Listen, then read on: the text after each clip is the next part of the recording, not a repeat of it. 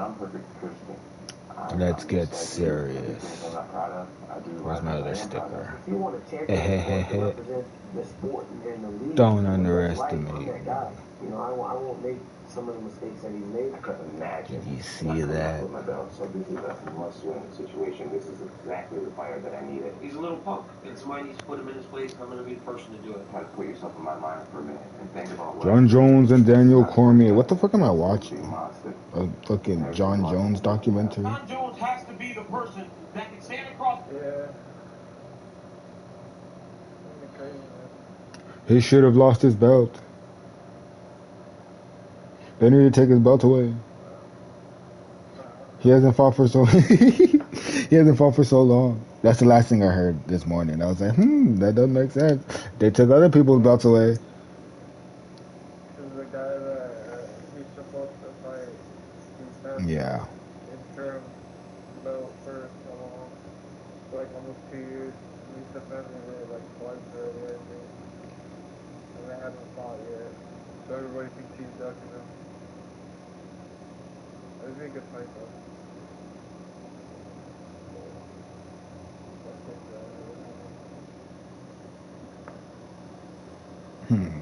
In 2058, when they have AI John Jones fight AI fucking, it's something with an A. I don't remember. I think it was A.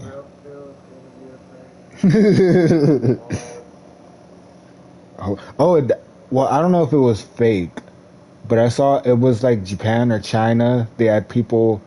They have like a robot fighting league, and it's literally people were like, "Oh my god, it's real still." But I don't know if it was fake or not, because the robots look like they're really throwing hands. Like if I can find a video of it, I'll send it. But they look like they're not like real people fighting, but like robots fucking fighting. I'm like, yo, what?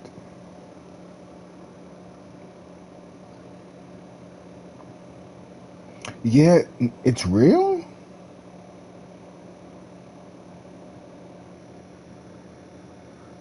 There's no way this is real.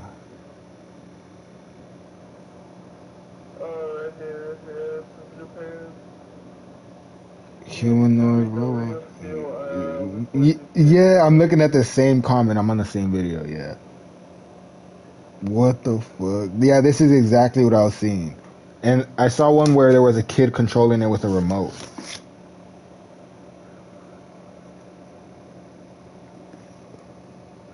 It's happening, bro. So like, that's actually crazy, bro. That's actually insane.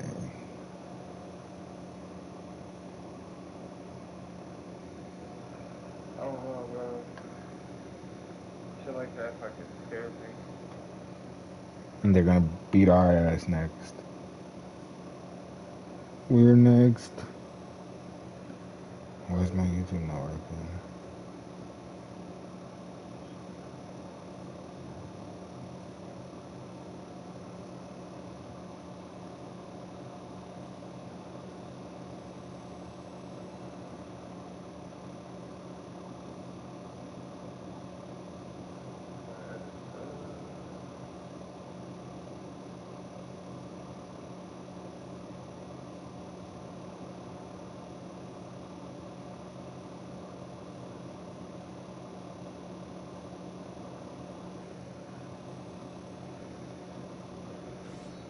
Oh shit. No, he's not trying to disrespect me like this as soon as I start to stream up. What is this team? What the fuck are you up to? Damn. Okay. I stand corrected. I know Eno's a baddie, but Sakura? Get out the way. Here in the UK, for example, we've got a bit of a heat wave going on, so your boy Sabi's actually got his top off, walking around like a 40-year-old moron, you know, with his belly out, looking like an absolute moron. But no, all jokes aside, guys, yeah, I don't walk around with this shit off anymore. I'm not a 20-year-old, I'm 40. So I kind of, you know, chill out a bit with the damn pod. So yeah, thank you again, everybody, for your recent support over the, well, especially the Spot Game 2 videos, like, just to kind of put it as simply as Whoo, mama. I've been doing Splitgate 2 videos. Damn, Like damn. 2,000 views per video. If I talk about What a just combo. team building, Whoa. like, let's be real. I don't know what team building skills you're on today, but it's So cracked. that kind of speaks volumes as well. Yeah, it's a bit of a shame, guys, that we're now in a situation that basically gamers have got TikTok brains now. I think that's what it's basically the gaming industry's got now. That people want new stuff every single second of every single day. They get bored incredibly quickly. Nobody wants to play a game and master it. Yes, That combo loop is insane. type games out there what have been around for a long time. But when you're looking at first-person shooters, guys, and this is Call of Duty, you know, coming out every single year.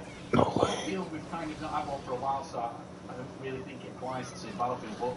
But a lot of these games, what kind of come out, especially indie games, they don't really do that well because number one, they've not got the marketing budget behind them to shove these games out, make them look better than what they are. And you can use Splitgate as a great example of this. Like Splitgate, from a technical point of view, it works brilliantly. Kidney text is great, maps are great. Skill-based matchmaking, in my opinion, isn't in the game, even though I see loads of people talking in the comments saying, oh, there's definitely skill-based matchmaking in this game, even though developers have come out point blank and said there's no skill-based matchmaking in casual What the players. fuck? But yeah, Timmy No Thumbs comments on my video going, oh, there's definitely SPMM in this game, and then there's people saying it's even sweatier than Call of Duty. If you're one of those people saying that Splitgate 2 is sweatier than Call of Duty, I've got news for you. You've got conditioned now to the fact that you're being protected while you're playing Call of Duty because of the algorithm in the game to make you think that you're actually better at the game than what you are. And when you come and play a game with no skill-based matchmaking like Splitgate 2, you kind of get frustrated. And this is probably the reason why Activision will not remove skill-based matchmaking in their games now. People have got conditioned into thinking they're way better at a video game than what they are. I made the wrong choice, but you were too far. Holy cow, that scared me. Without skill-based matchmaking, you cry big boy baby tears because Daddy Activision is not holding their hands.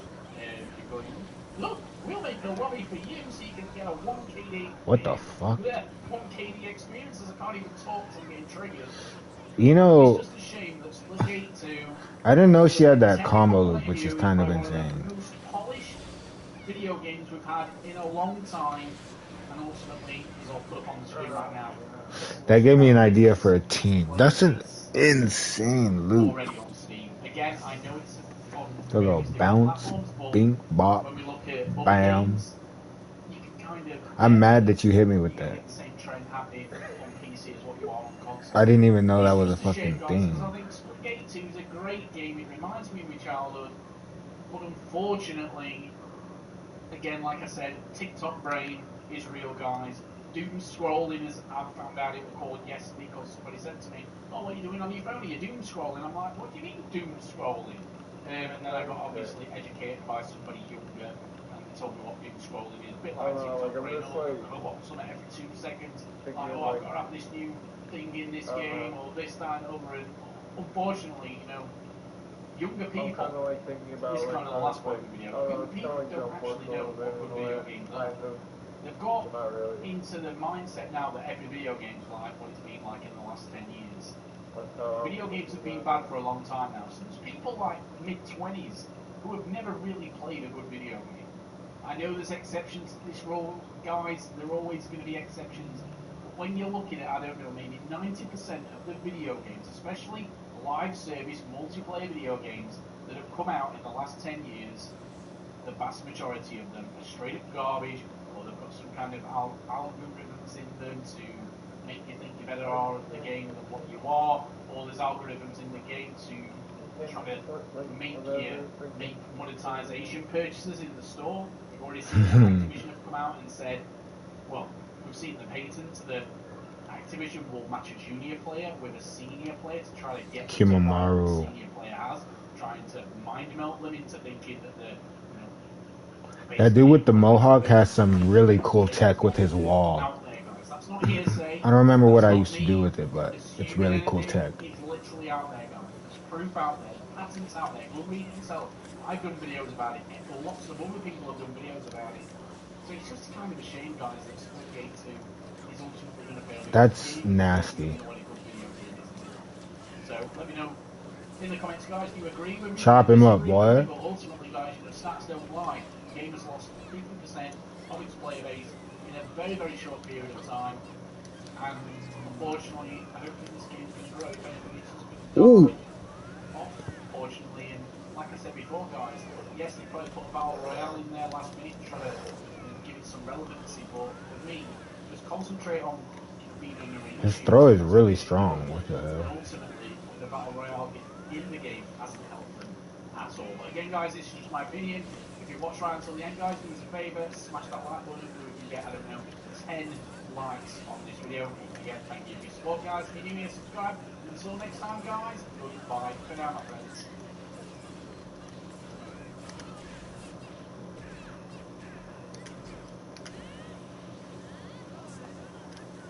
She also has a freaking... Hold on. Let me see if it works like Lee's.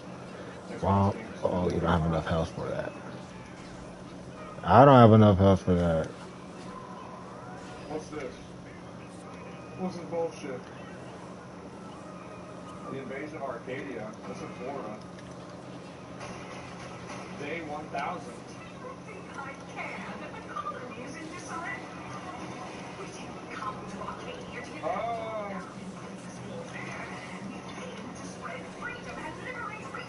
This seems like a... What is the... What? Why is Eno so technical? What the fuck?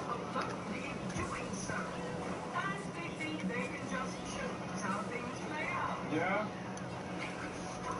She's almost like Videl from Dragon Ball.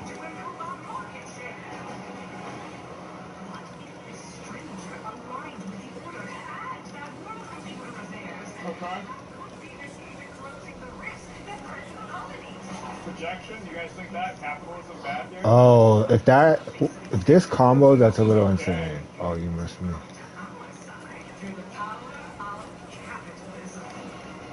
Okay, so this is, alright, yeah, it's one of these games. Got it. So this is like futuristic Margaret Thatcher or some shit?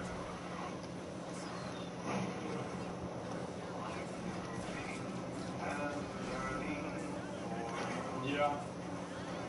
I don't know. Damn.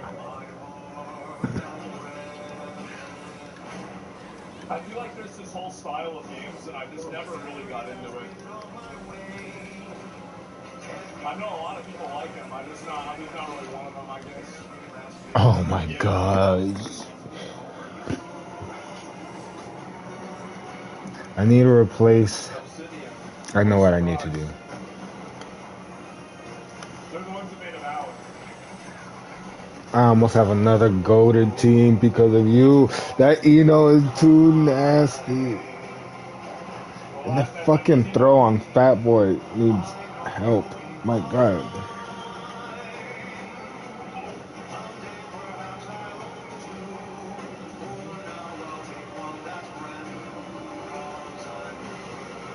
That's kind of cool.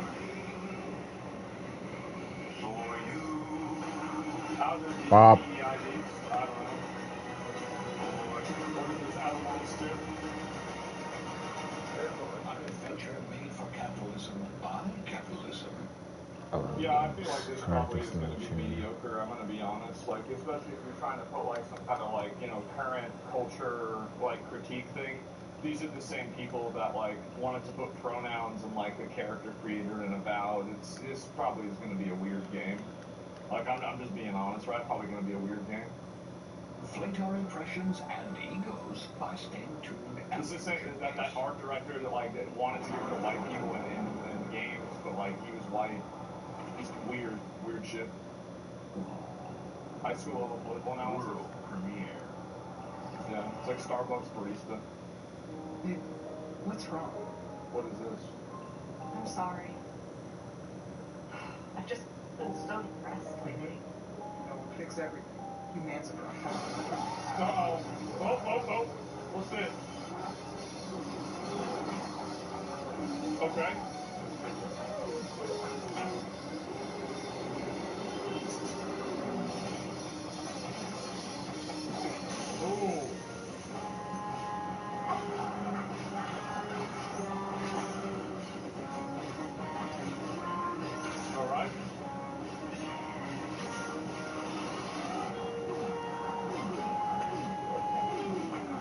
Is this the, that one game? I'm trying to remember what it was even called. What the hell was it?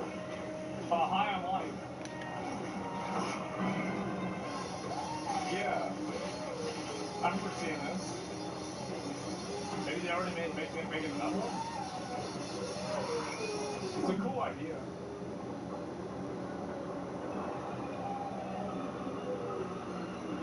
Tripping balls? Yeah, a little bit. Yeah, humans are barely sentient. Damn. Scientists have done studies that their brains are like half the size of ours. Wow. So it is high on life too, that's what I thought. I feel like that game was a pretty interesting idea. So I'm not surprised they made another one. Definitely makes sense. Totally makes sense.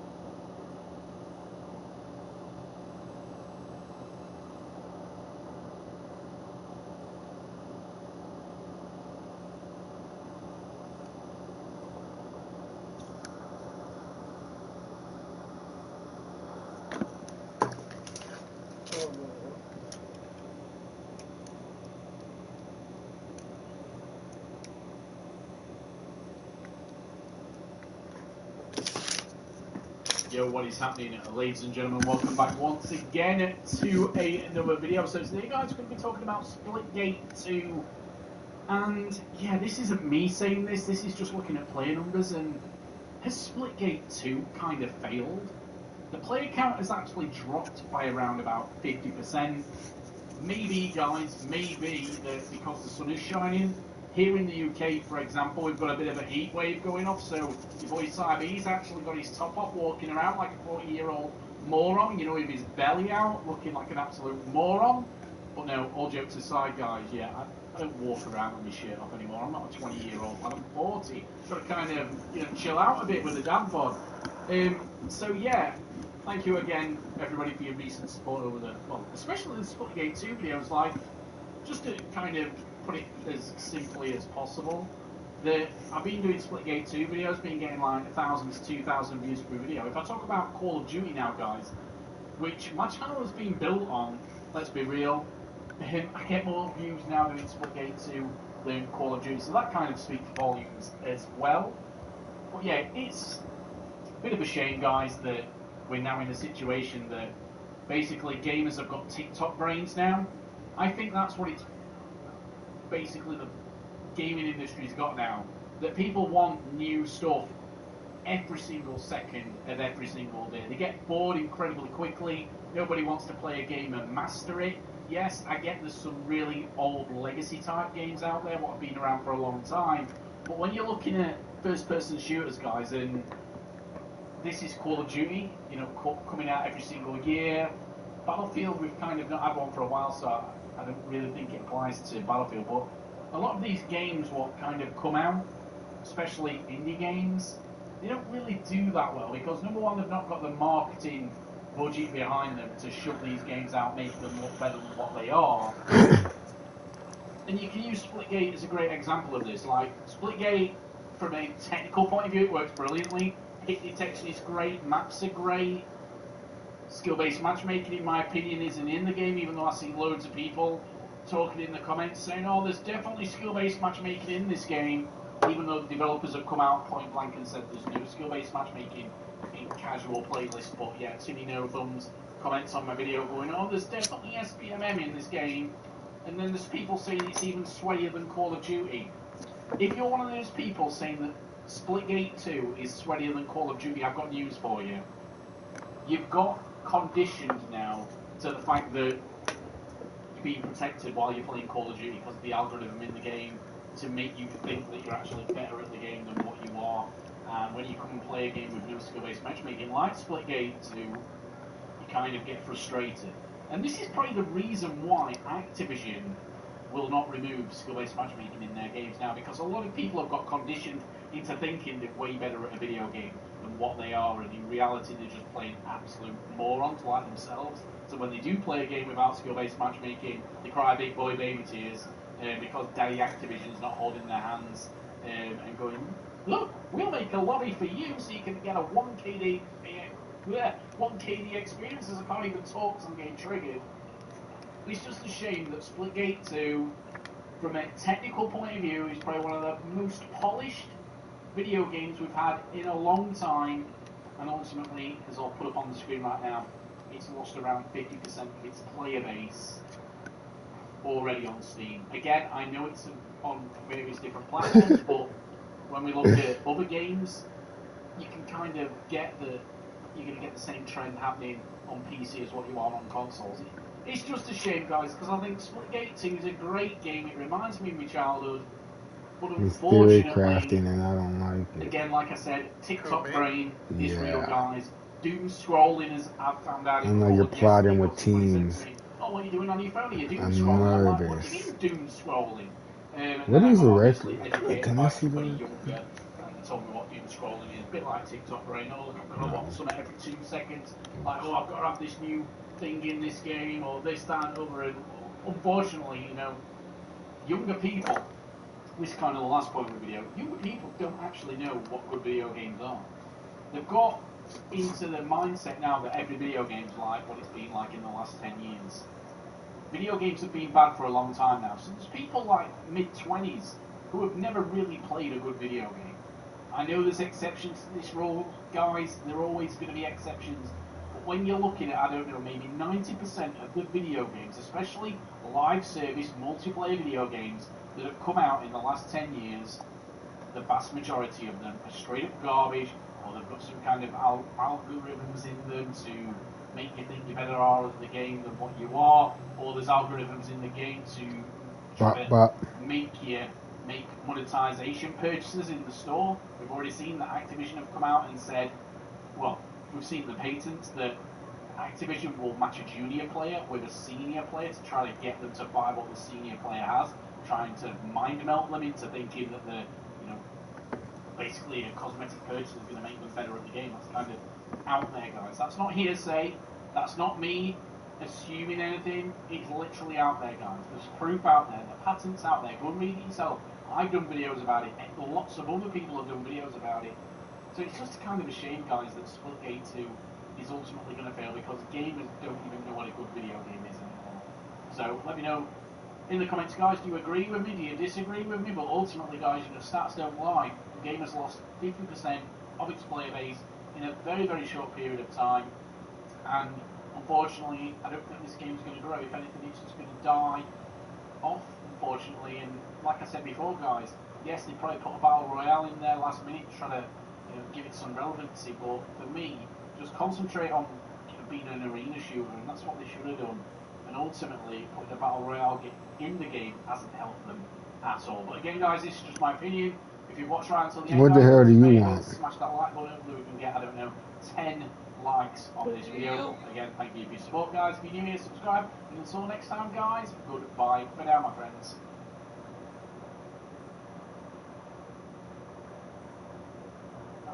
Wow.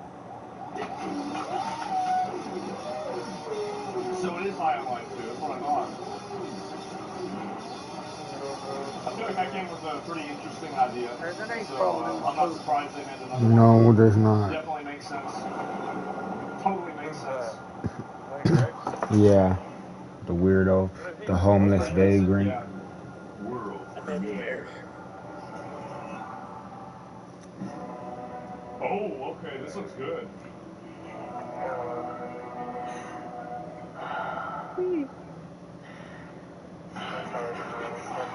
What's this? Can you fix my hairline? No? It won't be? Here's my Never mind, it's not gonna be good, guys. Hell no. I was excited for a minute there. Was this Tomb Raider or something?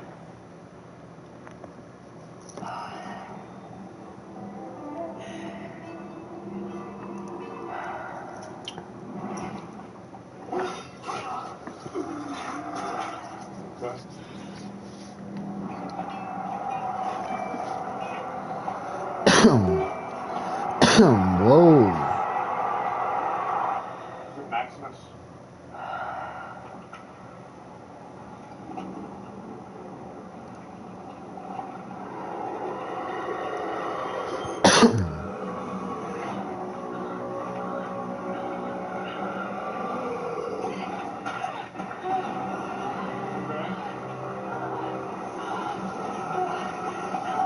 Is this a game? Cool.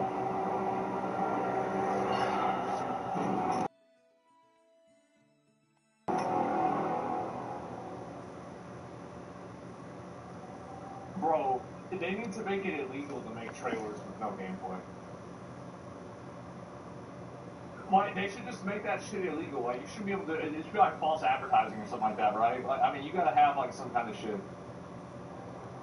Like, I've never played a Plague Tale game at all. No idea, right? You know, I was probably stuck in the WoW purgatory at that time.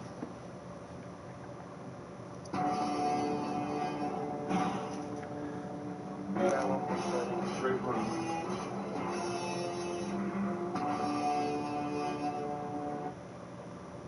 Jesus fucking Christ.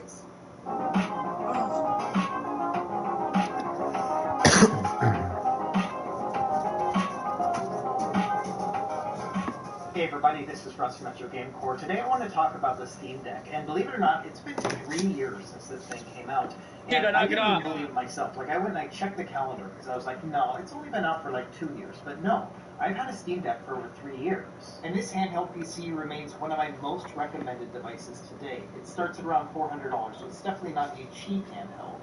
But it is really surprising what it can do in terms of performance. Not only that, it has so many other good things going for it. Excellent controls, really good software support, and a huge community of tinkerers and modders. The Steam Deck is so good that it's got its own meme, and that is that every time someone asks about a handheld, the likely comment is going to be, dude, just get a Steam Deck. And so today's video is going to be a bit of a retrospective about the Steam Deck in general. What have we seen over the past 3 years, and what makes it so good even here in 2025? We got a lot of ground to cover, so grab your favorite snack and drink, and let's go ahead and get started.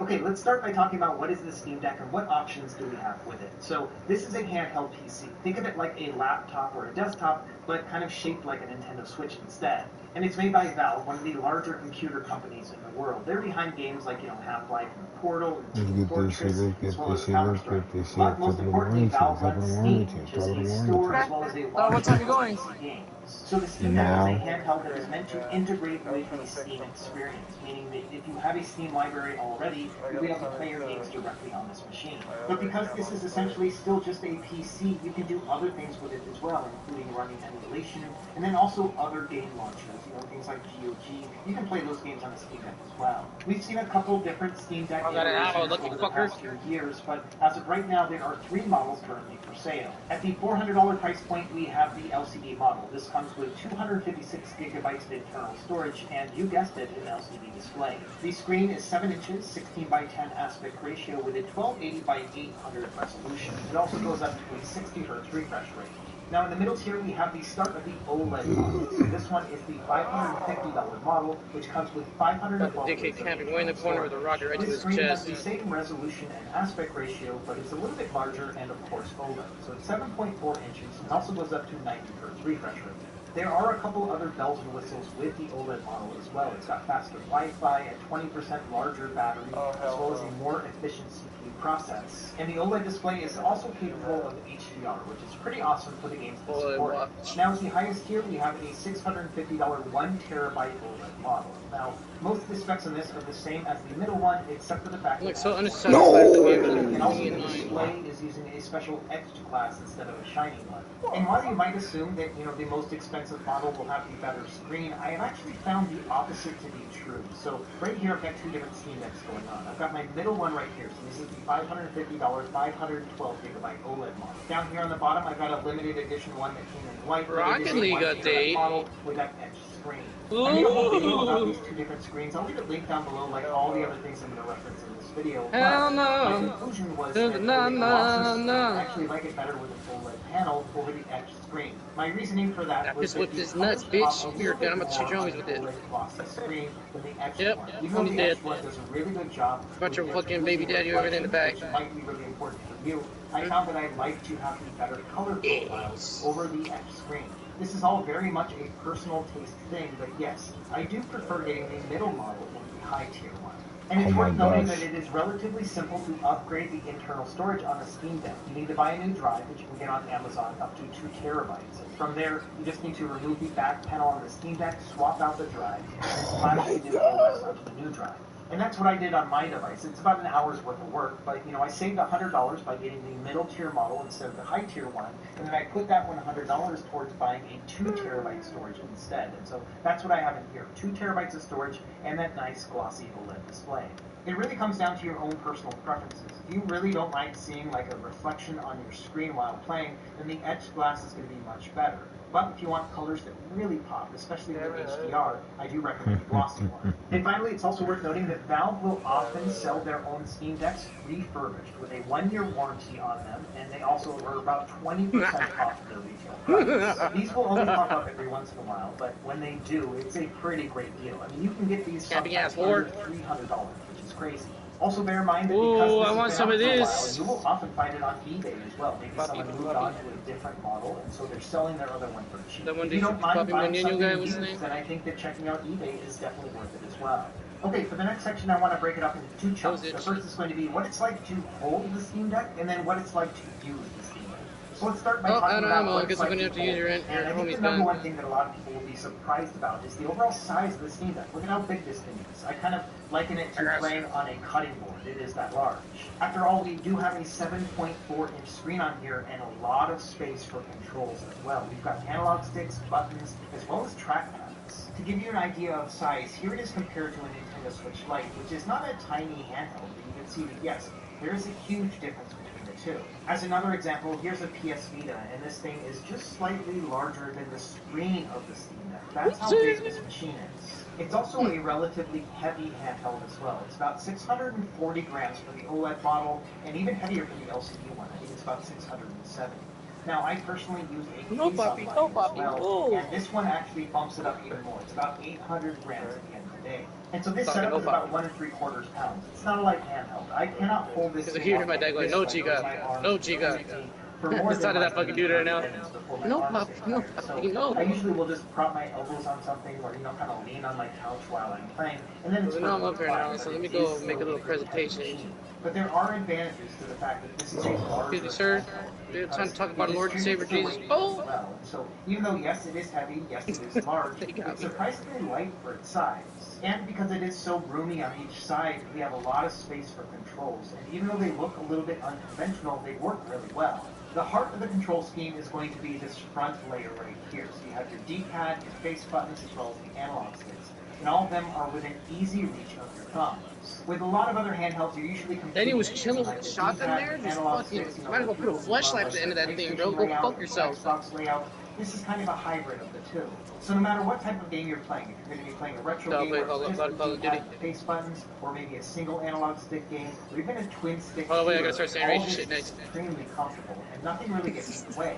We've also got these 2 trackpads, which can be used in various different ways depending on the game that you're playing. So they have a haptic feedback to them that feels really neat, and they can be used like as mouse trackpads. You can flip them as well, and so there's a lot of different options here. As a company, Valve has always been focused on getting a bunch of different games. Trackpads really help in that regard.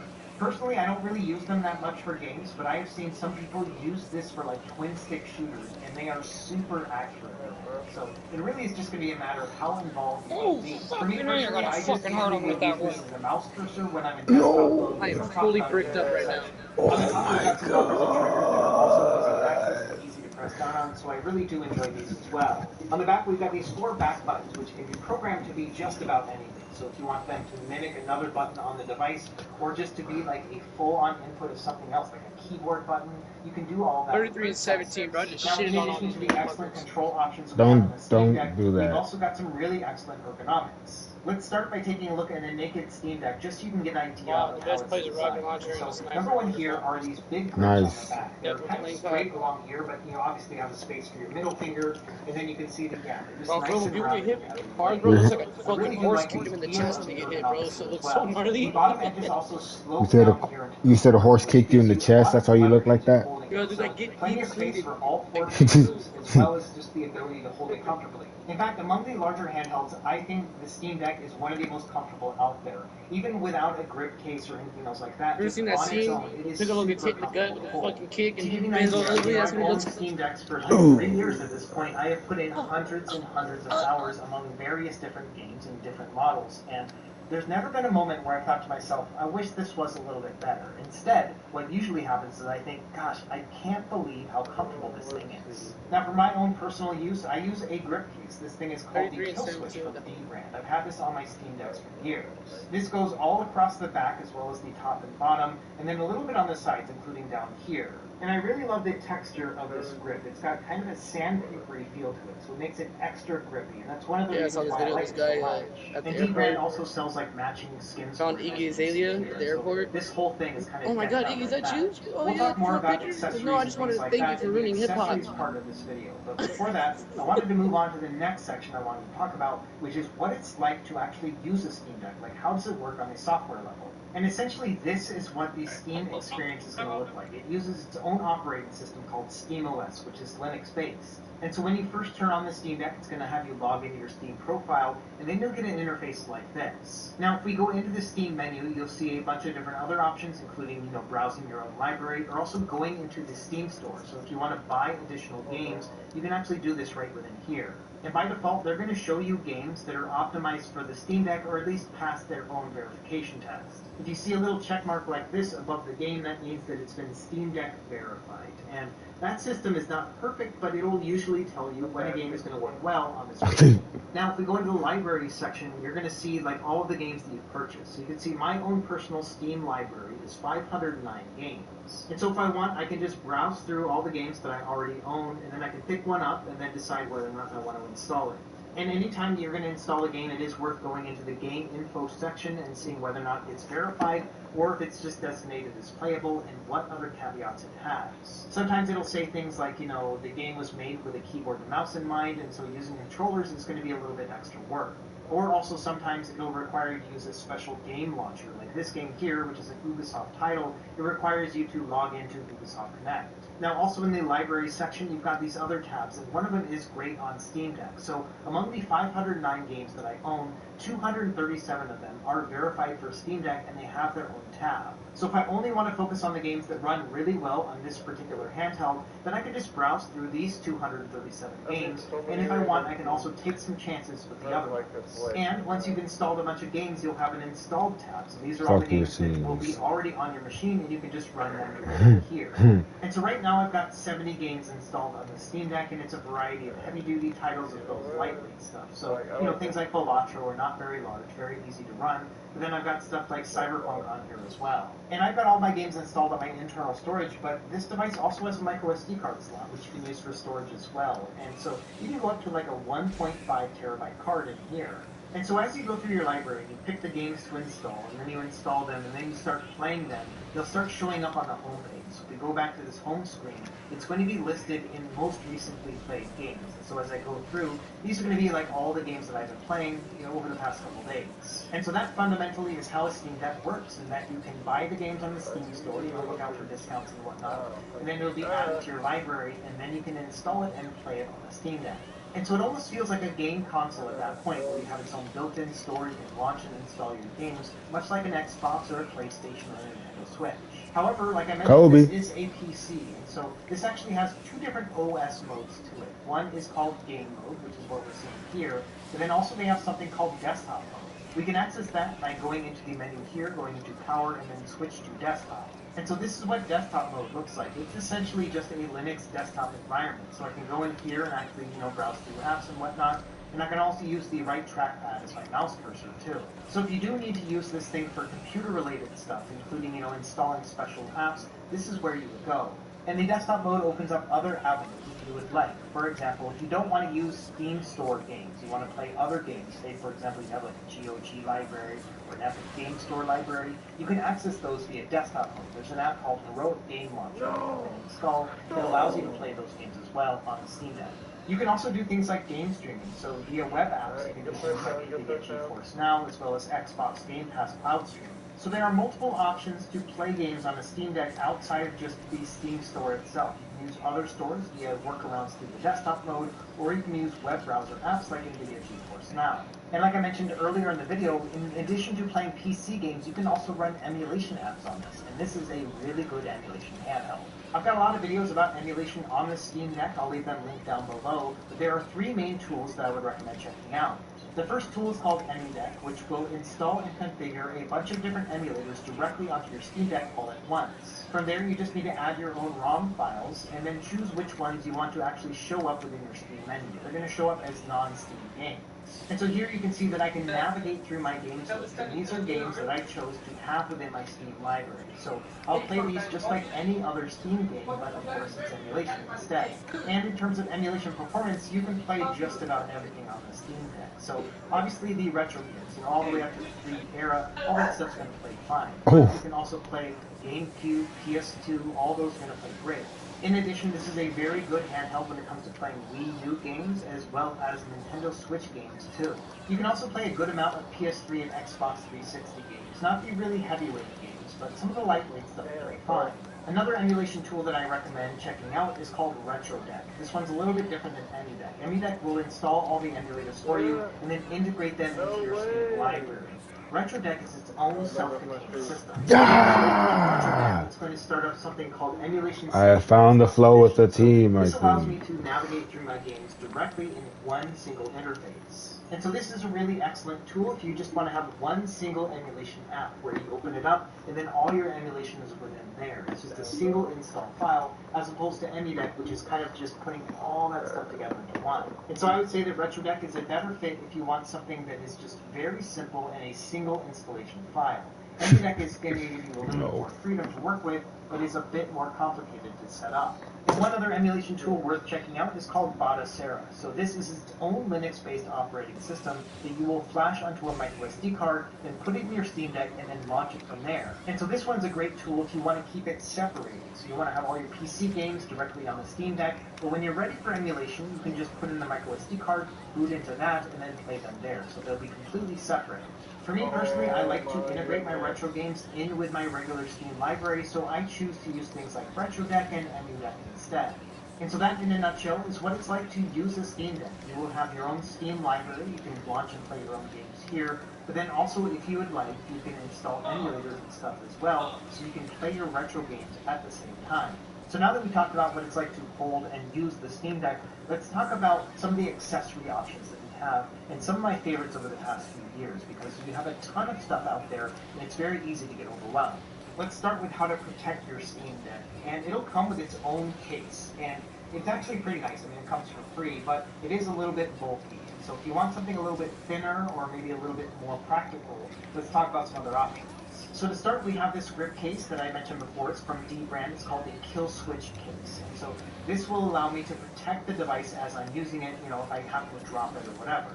You can also get this plate with your kill switch. And so this goes directly on top like this, and we snap it into place. So this will cover up all the stuff that was exposed previously. And so this is something you can chuck in your backpack. It's going to protect the screen and the buttons and whatnot. It's basically airtight other than the fact that you can charge it at the same time.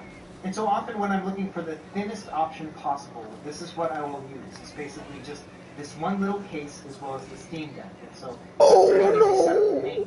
I also like this case from Tomtoc, which has a nice rugged exterior to it and is a lot thinner than the one from Valve. So this one actually fits with the kill switch case too. So I will actually use this sometimes when going on travel if I don't want to use the actual Steam Deck kill switch case. Another thing worth noting is on the back there's a kill switch adapter thing, which allows you to use their kickstand, which I don't really like. And so instead I use this mechanism adapter. This allows me to use their series of products instead. So for example, this is the mechanism kickstand, which I think is better than the one from D brand. And it just snaps into place. And so I've got a whole kickstand right here that I can just take off super easy. And this adapter works with a ton of different stuff from Mechanism. I've made a bunch of videos about that as well, including a pillow that you can attach to this, which is crazy. And the adapter is only like $9, so I think it is well worth it to improve the kill switch case even more. Now, in addition to the grip itself, you can get skins for your Steam Deck. So you can see I'm using a D brand skin right here to go with the kill switch case. So this I bought at the same time, and they just perfectly fit together. A bunch of other companies also offer skins that will go all the way around your Steam Deck too. So you have many different options to personalize it. In fact, if you want, you can even get into the weeds on like change out your button colors and stuff like that. You can change out your back plate. Like there are a lot of options if you do want to customize your Steam Deck. But I personally just prefer to use the D-brand kill switch case and then one of their skins.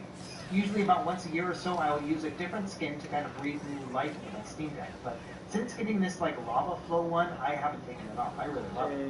Another accessory worth considering is going to be a dock for your Steam Deck. So this is from Valve. It's a little bit pricey. It's $80 retail. You can definitely find cheaper ones on Amazon from other brands, but I do like using the official product. So this one will allow you to connect this Steam Deck. You plug it in from the top, and then from there you will have other additional plug-in options. So things like DisplayPort, HDMI, this will be your charging input right here, then also Ethernet, and then a bunch of USB ports. So this is great if you want to connect it to an external monitor or a TV and play on a bigger screen.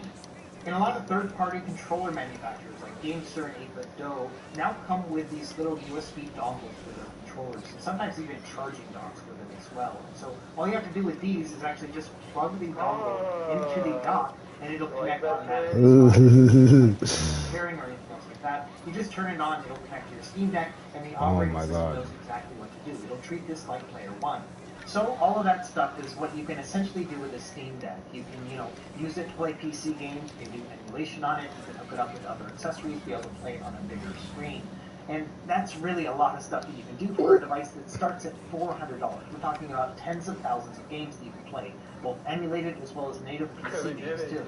So let's talk about the way that I personally use the Steam Deck, which I think is going to be different for everybody. So I'm not necessarily saying that this is the only way to play the Steam Deck, but this is what I prefer to do. If you look at my PC game library, these are Steam games installed directly onto the device. You can see that yes, the majority of them are mostly lightweight titles, like things like Balatro. That's probably got the most hours on this device, and then things like Celeste as well as Hades. Like those are like the big games that I play almost all the time on my Steam Deck. In fact, if you look at the top 100 played games on the Steam Deck over the past year, the majority of them will be lightweight titles. You'll see some heavy hitters in there as well, things like Free. But you'll also see other stuff like Vampire Survivor, and that is very similar to my setup right here, in that I have, mostly indie games, but then I do have stuff like Elden Ring on here. And bear in mind that with these heavyweight games, you're not going to be able to play them at like 4K and 60 frames per second. We just don't have that much processing power on something that doesn't have its own dedicated GPU. Instead, I think I like literally better than Big League. 720p but a little bit taller because of that 16:10 aspect ratio. And even though playing a game at 720p on a big TV looks pretty terrible nowadays. Okay, I'm not doing this fucking match, bro. That's 6 camper So I definitely that I've dealt with. So if I am playing a heavyweight game, like Ratchet and Clank, park here. Bro, one was hiding in the carriage by a plane, and then someone was hiding in the building, and then someone was hiding in a window, bro. Like, you guys are fucking ridiculous. So if we go into the graphics options of this game, you can see that yes, I'm running at 800p, but then I also turn on FSR 3. That's going to be a resolution upscaler. So it's going to run it at lower than 800p and then upscale it. I used to be able to do that. You can also see that I'm just using the low graphics preset here. Again, it doesn't look so bad on the setting display, so I don't personally mind it. There are also other things you can do within these Steam Deck settings. If you press this button, it'll bring up this menu. Within here, we can do things like change the frame limit. So, for example, with the Ratchet & Clank, I can set it as a per-game profile here, and right now it's set as 90 frames per second, but I can drop that down to 30 instead. And so right now it's going to cap it at 30 frames per second, which means that no matter if the game can run better, it's going to stick around there. which is going to give me a more smooth gameplay experience. There are going to be some compromises when having a handheld PC like this, but playing this game in 30 frames per second, 800p on the Switch is still a really nice looking experience. So I found this to be perfectly playable when it comes to even a more modern title like this. I mean, this was a PS5 launch title that is playing on the Steam Deck. That's pretty crazy. And so the way I play my games is that for the lightweight titles, I will play them at either 60 or 90 frames per second, depending on the game. And then for the heavy-duty stuff, Cyberpunk, Diablo 4, I will play those at 800p and 30 frames per second. And that gives me a nice, smooth experience. It's really going to come down to the type of games you want to play. But for me personally, I like to replay a lot of my Sony titles, and then I spend a lot of time playing my indie games as well. There are also a ton of old Xbox 360 era games like Fallout 3 or Enslaved that also have PC ports as well, so I like to play those on the Steam Deck too. Now when it comes to emulation on the Steam Deck, I usually will focus on the higher end systems. So yes, I can play Super Nintendo on this thing, but generally I like to play things like PS2, GameCube, as well as Wii U and Nintendo Switch. In fact, my entire playthrough of Tears of the Kingdom was on a Steam Deck as opposed to on a Switch, because with emulation, you're able to do things like cheats and mods and stuff. And so I was able to give myself like additional durability with my weapons, which made the game a little bit easier to get through. And some of these games just feel better to play compared to on a Nintendo Switch, which has very limited controls. So when playing a first-person shooter game like Metroid Prime Remastered, I'd much rather play it on the Steam Deck. Same thing with Mario Kart 8 Deluxe. I love playing. Oh, I'm gonna beat the shit out of you. The controls are so fun. I'm not going to show you just because I don't want any sort of Nintendo news. Oh, I'm about to make a name for myself right here. Woo! What the? Jesus Christ! Another thing I like to do on that was a lot of bombs and shit. I was not ready for that. There is the Jak and Daxter port as well. And so this game right here is not running on PS2 emulation. This is running natively on PC. So I've got a PC port of Jak and Daxter. They got one for Jak 2 as well. And I think they're working on Jak 3. So this is incredible. It's a lot better of an experience than playing emulation. So I really enjoyed playing games like this too. And there are more and more of these decompilation ports coming out every day. We've got things like Mario 64, Ocarina of Time, and so on. And so yeah, for the most part, that's what's on my Steam Deck. I've got my Steam library, which has, a mix of indie and heavyweight games. And then I have my emulation stuff as well, which is mostly going to be focusing on things like PlayStation 2, GameCube, Nintendo Switch, and then PC ports like Jak and Daxter. Now, as we wrap up here, I did want to talk about two quick other things. Number one are going to be drawbacks for why the Steam Deck may not be a good fit for you right now. So let's talk about some of the things that could be better on it. The first is that with all handheld PCs, battery life is always a concern because they're not super optimized for mobile gaming. It's a lot like trying to play a game on a laptop. So a worst case scenario would be playing something like God of War, which you can see right here, and getting about, 2.5 hours of battery life. Right now it says I have an hour and 50 minutes left with 77% battery. So that's usually what it's like with a worst case scenario, about 2.5 hours of gameplay before you need to plug it into charge. Now when it comes to playing lightweight titles, indie games and things like that, you can get upwards of 8 and 10 hours of battery life depending on how demanding that game is. But when it comes to, full-on PC games, more modern titles, yes, about 2.5 hours is going to be your worst-case scenario. And so all handheld PCs are going to be like that. It's just a factor of this architecture.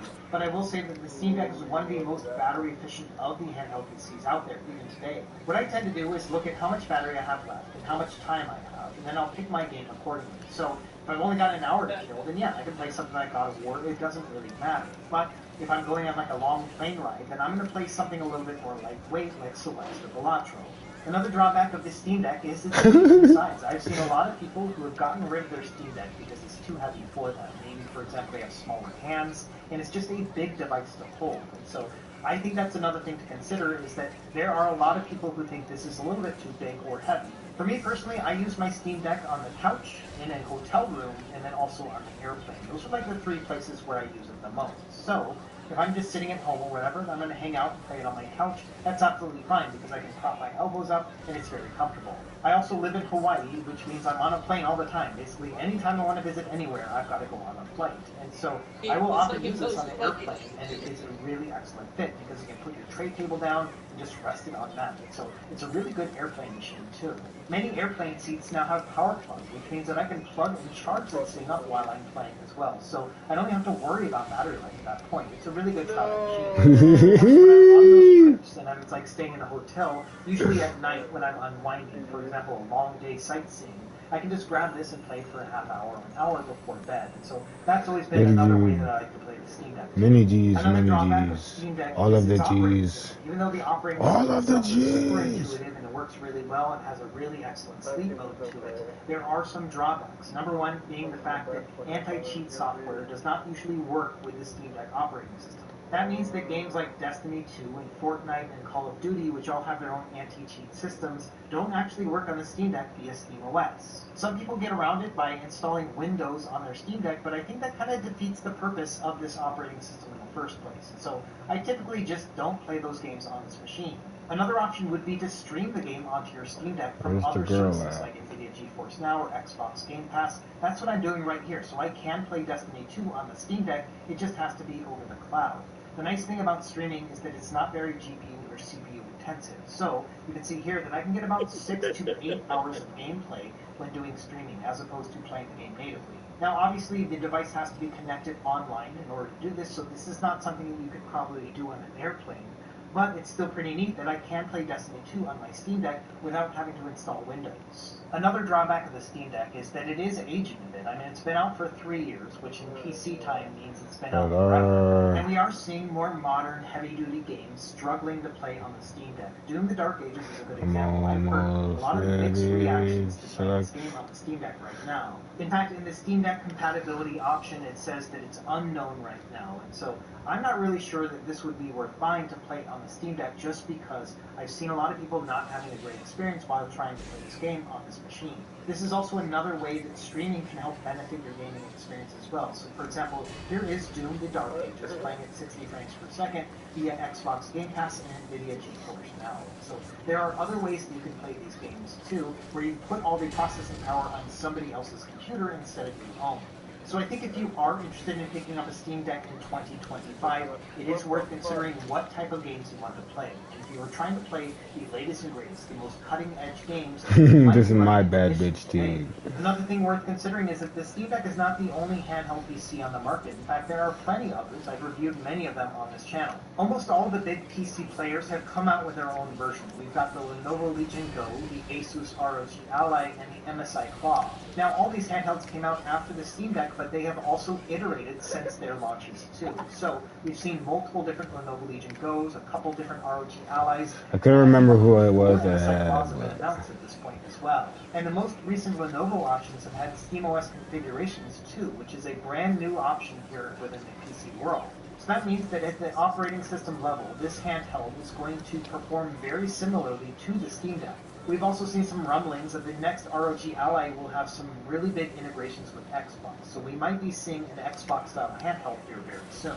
And some of these PCs have better features than on the Steam Deck. For example, the ROG Ally has a much bigger battery, the Lenovo Legion Go has a much bigger screen. And a lot of these handheld PCs have more brute force power than the Steam Deck. They're not quite as efficient, but they can still get better frame rate than the Steam Deck right now. Just bear in mind that these other handhelds all cost significantly more than the Steam Deck. So even though I still think the Steam Deck is your best bang for your buck right now, it is worth considering those other options, especially if you would prefer to play on Windows over SteamOS. Either way, that's about it for this video. I just was really impressed by the fact that the Steam Deck's been out now for over 3 years. PC with a Lodra? It has been a wonderful time. I would say that it's even transformed the way that I look at handheld PCs today. And I still think that even though the Steam Deck is a little bit long in the tooth, it is still one of the best gaming purchases that you can make today. There are so many things you can do with it. I think that if you want to focus on your back catalog of games and really play some of those titles, and then also try out a bunch of emulation, then there's nothing better than the Steam Deck right now. It also doesn't hurt that it's one of the most comfortable handhelds that I've ever used. So let me know what you think in the comments down below. Do you have a Steam Deck? Do you still play it? Or are you just thinking about picking one up right now?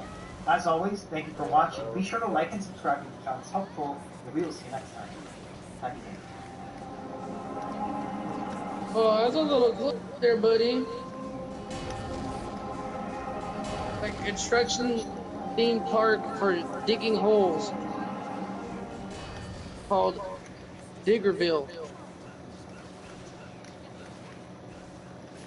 That's waiting for somebody to fucking see.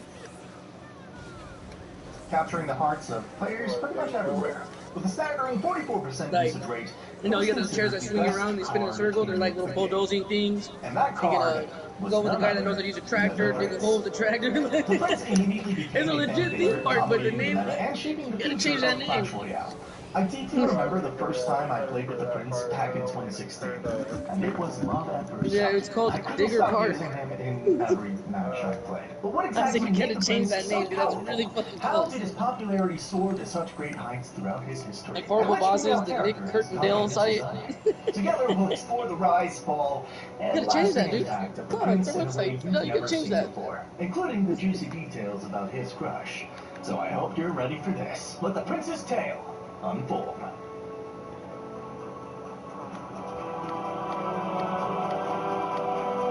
I'm not gonna lie, it looked fun too. That would bring out my inner child if I went to that type On of park. January 4th, 2016, You know, holding Clash tractors and Royale was switching launched, shit. and with it a new card that would soon become a legend. The Prince. This epic card quickly captured the hearts of players everywhere with its unique abilities and Yes, playstyle. sir. However, How the about Prince 100 almost didn't make guys it versus into a job game as application? an epic card. Yeah, Before shit. launch, the developers Hold on, had I'm originally wondering why I don't have any 100 new Gen skins Zs for versus Supercell soon an realized application. that he Kushina. was I'm no gonna ordinary look and troop. see if He I was can a buy master some. of the art of What the jousting, fuck? a medieval sport Was the other one which is that about 100 featured bitches taking responsibility? princes attempting to knock their opponent off their horse. And yes, it was just as deadly as it sounded. Yeah. What are you into? I love drawing. Do you draw? No, I'm mostly into jousting. Also good, yeah, man. But before we continue, I just want to take a quick moment to mention that this video took a tremendous There you go, amount of that's what I time, was missing. research, Are you still in that lobby? editing, all of that.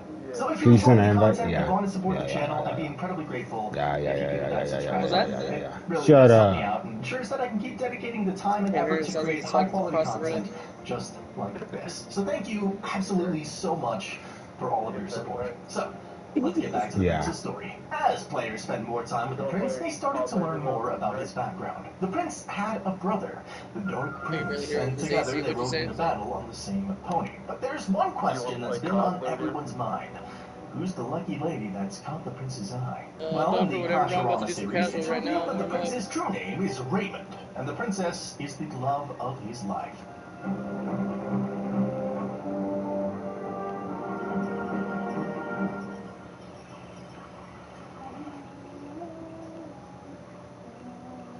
Huh? Oh. So lucky. They get to go into battle. And you, and you, and you, and you. All done. It's almost too easy. Ow! Arrogant princess! You are about to be fair miscabobbed!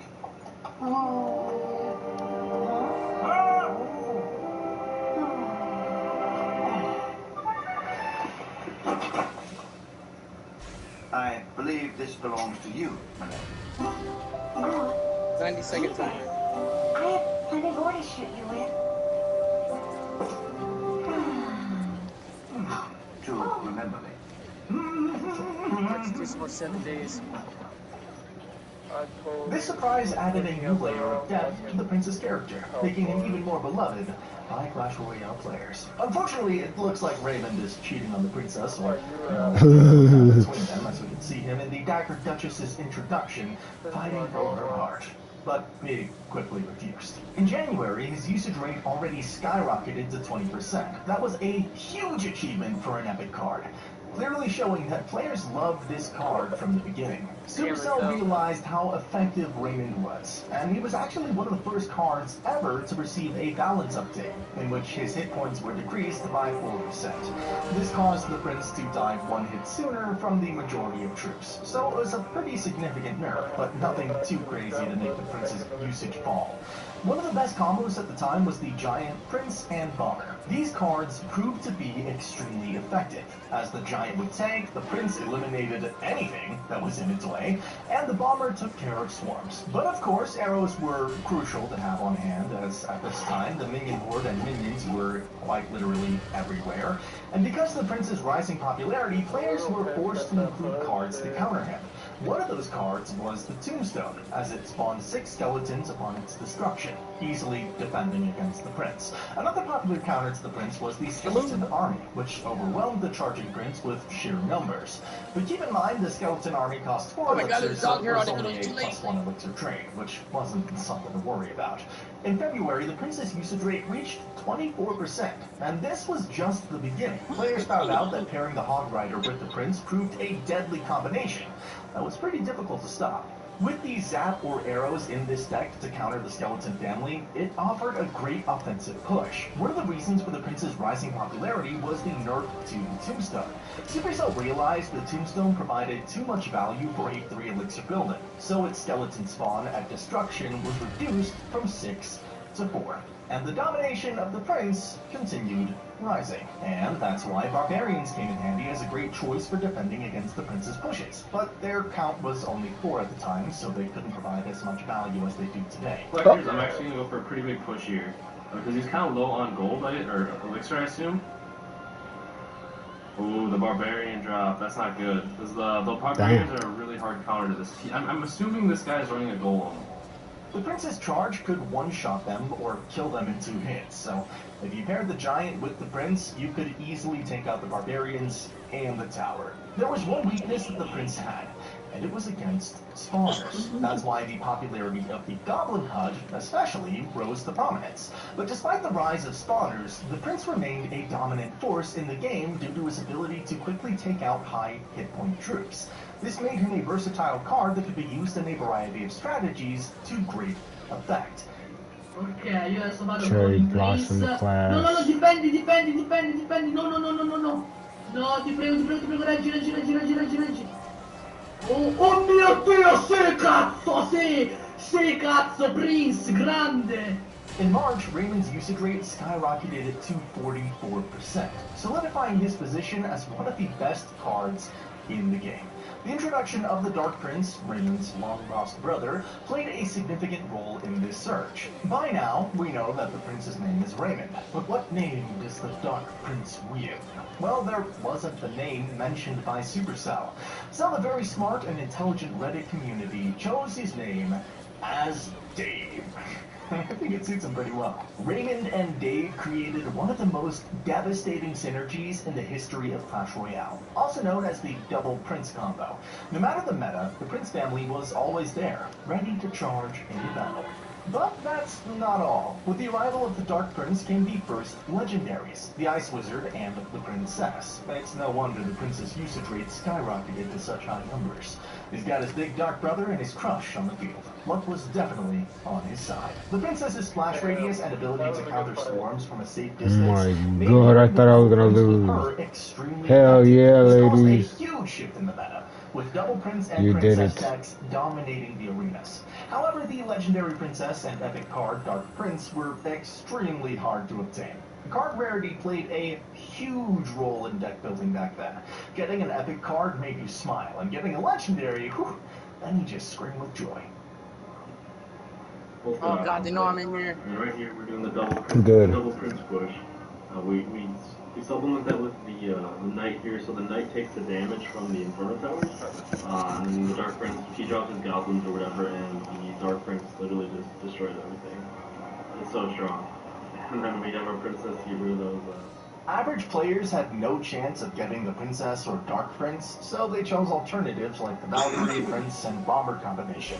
The synergy between these cards proved powerful, and arrows and Fireball could easily take out swarms.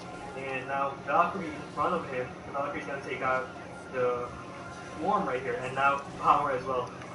So with the combination of Valkyrie and Bomber, there's no way he's stopping us with the Barbarians. So now we're gonna add some powerful single target damage with our Musketeer. And now we're gonna also support the Musketeer behind with our archers, take him out, and now sends out our Prince. He's gonna charge in onto that Musketeer and take her out in one shot.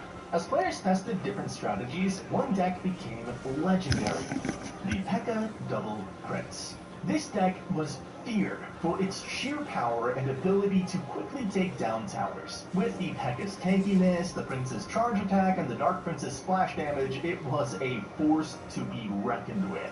The Prince Estepera swarms from a safe distance, the 5 Elixir Collector provided an extreme advantage, and the overpowered freeze could freeze troops for up to 7.1 seconds. That's almost double today's 4 seconds at all levels. It's no wonder it was the most hated and loved deck at the time. The meta evolved to counter this double Prince meta, giving birth to Hog Trifecta decks, which synergized perfectly with the Hog Rider, Valkyrie, and Musketeer. The quick cycling with Skeletons, the huge Elixir advantage from Elixir Collector, and the deadly poison that damaged troops and towers while slowing their attack and movement speed by 25% made it a formidable opponent. The popularity of the Trifecta deck caused the P.E.K.K.A Double Prince to become less dominant. In May, all Trifecta cards were at the top of the usage list, while the Prince family hit a very low usage rate. P.E.K.K.A and Prince at 4% and Dark Prince at only 2%. The meta was not a great fit for high damage cards like P.E.K.K.A and Prince. Thankfully, Supercell realized this and gave the Prince family some love in the July balance update. The Dark Prince's damage was increased by 8% and it became unaffected by pushback. The Prince's damage was also increased by 9%, allowing him to take out wizards or musketeers in one hit. And wouldn't you know it, these buffs caused the family to come back into the meta, with the Prince reaching 10% usage and the Dark Prince at a hot 9%. The Furnace meta was unexpected, as Supercell decreased its cost from 5 to 4. Despite reducing its stats, the Furnace gained extreme popularity across all levels of play. A new meta deck was created, the combo of Double Prince, Princess, and Furnace. This extremely powerful deck dominated the meta, leading to a surge in usage rates for all 3 cards. Players had to adapt their strategies to counter this deck. In August, the Poison meta terrorized the arenas for weeks to come with the powerful Poison, newly buffed Prince, and cheap 5 Elixir Pump. The Poison deck controlled the pace of the game and overwhelmed opponents. I think that's the only episode I've ever seen in Naruto, bro. That one where it only takes off the ankle, it's all savage and shit. Effectively counter this formidable strategy. The Elixir Collector had a 63% usage rate, Giant at 32%, and Prince at 14%, showing no signs of slowing down. Supercell's August balance update increased the Prince's damage by 2%, further solidifying the Poison deck's dominance and causing frustration among players struggling to find effective counters. The newly added Lumberjack brought excitement, as players immediately started using him with the Double Prince. The Rage spell placed after the Lumberjack's death allowed the Double Prince combo to overwhelm opponents with speed and damage output, making it a popular choice in many decks. Things got even more insane in October with the introduction of the Mega Minion, the most game-changing air troop in 2016. With a faster attack speed and more hit points than the current counterpart, the Mega Minion could easily take out all air troops, ground troops, and even swarms. It was used in every deck, from Lava Loon to Giant Beatdown, Graveyard, Hog Rider, and Logbin, you name it. Everyone called it the Meta Minion, and that was for a reason. It was in literally every single deck. Just a few days after its introduction, the Mega Minion reached 35% popularity, while the Prince skyrocketed to 32%, becoming the 6th most used card in the game. And the Golden Era was back. Players started ditching the Mini P.E.K.K.A in favor for the Mega Minion, which appeared 124 times in 200 decks, compared to the Mini P.E.K.K.A's 30 appearances. The Mega Minion provided so much more value on the field, taking out any ground or air troop with ease. And because of this, players aptly called it the Flying Mini P.E.K.K.A. What was the nickname that you called it, people on Reddit call it? I have another idea though. I think it's even better. The ultimate offense and the ultimate defense. Yeah, even though when we first played with it, we were like, this thing sucks. And then once people figured out that it was really easy. The Poison meta quickly shifted from using Mini P.E.K.K.A to Mega Minion, becoming an even bigger terror than ever before. The combo of the giant Mega Minion, Prince, and Poison was unstoppable. appearing as the top deck in the game with 24 appearances out of 100 matches. Supercell realized the Goizen meta dominance and made adjustments to balance the cards involved, causing the most dramatic shift in meta ever seen in Clash Royale history. Right when the balance changes were added, card usage percentages changed That's my top teams right drastically. there. So, let's go over the numbers. Oh wait, no, I'm missing from one. 8% to 68%, Skeleton Army from 6 to 46%, Lightning from 3% to 36%, Guards dropped from 52% down to 9%, our 4 Elixir Collector suffered, reaching as low as 5% compared to 88% previously, and Poison went down from a 75% usage rate all the way down to 1%. Unfortunately, all the way at rock bottom was the Prince family, with Raymond at a 1% usage rate and Dave at a flat 0. The Mega Minion, big surprise, continued to rise, reaching 86% in November. Everyone called for nerfs, but nothing happened. The Prince reached 0% in November, becoming the worst card in the game due to the dominance of swarm cards like Minion Horde, Skeleton Army, or Tombstone. The popularity of bait decks skyrocketed, making it difficult for high-damage cards to be effective.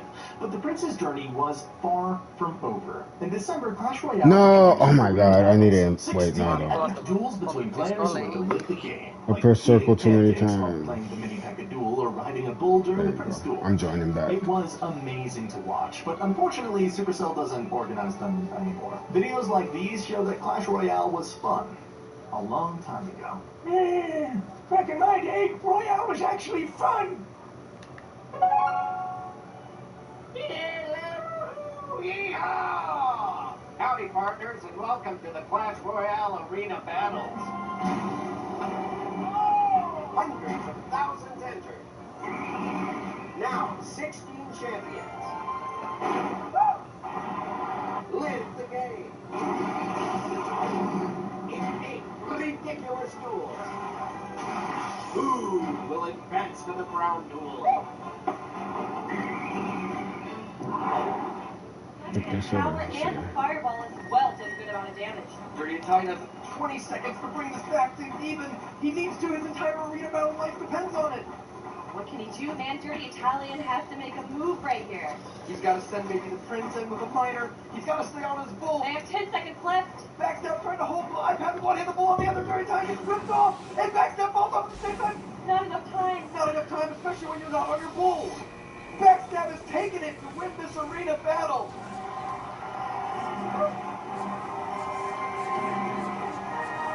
Backstab has won. Backstab has won the battle.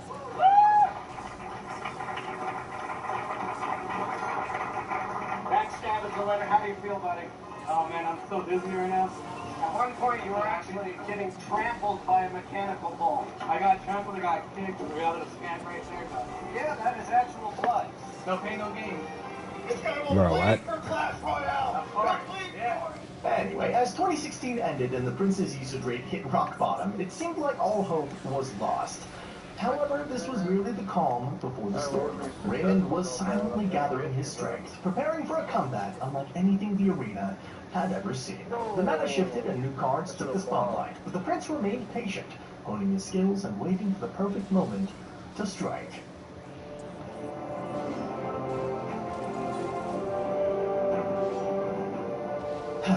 It is January 1st, 2017. Happy New Year, old me. And the Elite Barbarians have taken the Clash Royale meta by storm. Their usage rate skyrocketed to an impressive 33% in January, solidifying their position as one of the most popular cards in the game. Just a few weeks prior, however, they were sitting at a mere 0% usage rate. The Elite Barbs were considered extremely weak upon their release, and Supercell knew they needed a boost. So instead of a minor buff, Supercell showed the Elite Barbarians an overwhelming amount of love. They increased the Elite Barbarians' hit points by 19%, their damage by 14%, and reduced their attack time interval from 1.5 seconds to 1.4. One heck of a buff. This meta shift caused many previously underutilized cards to rise in popularity. High-hitting troops like Pekka, Inferno Dragon, and the beloved Prince saw their usage rates jump from 0 to 16%.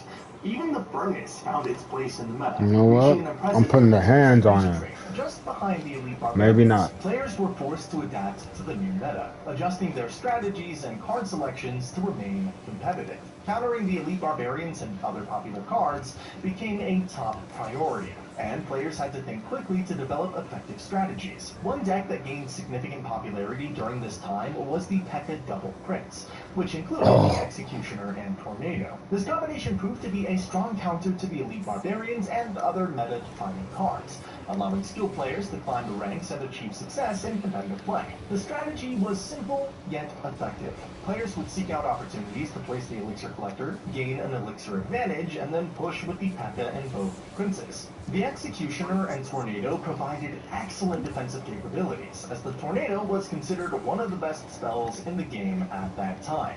The P.E.K.K.A. Double Prince deck became a dominant force in the meta, thanks to its versatility and favorable matchups against popular strategies.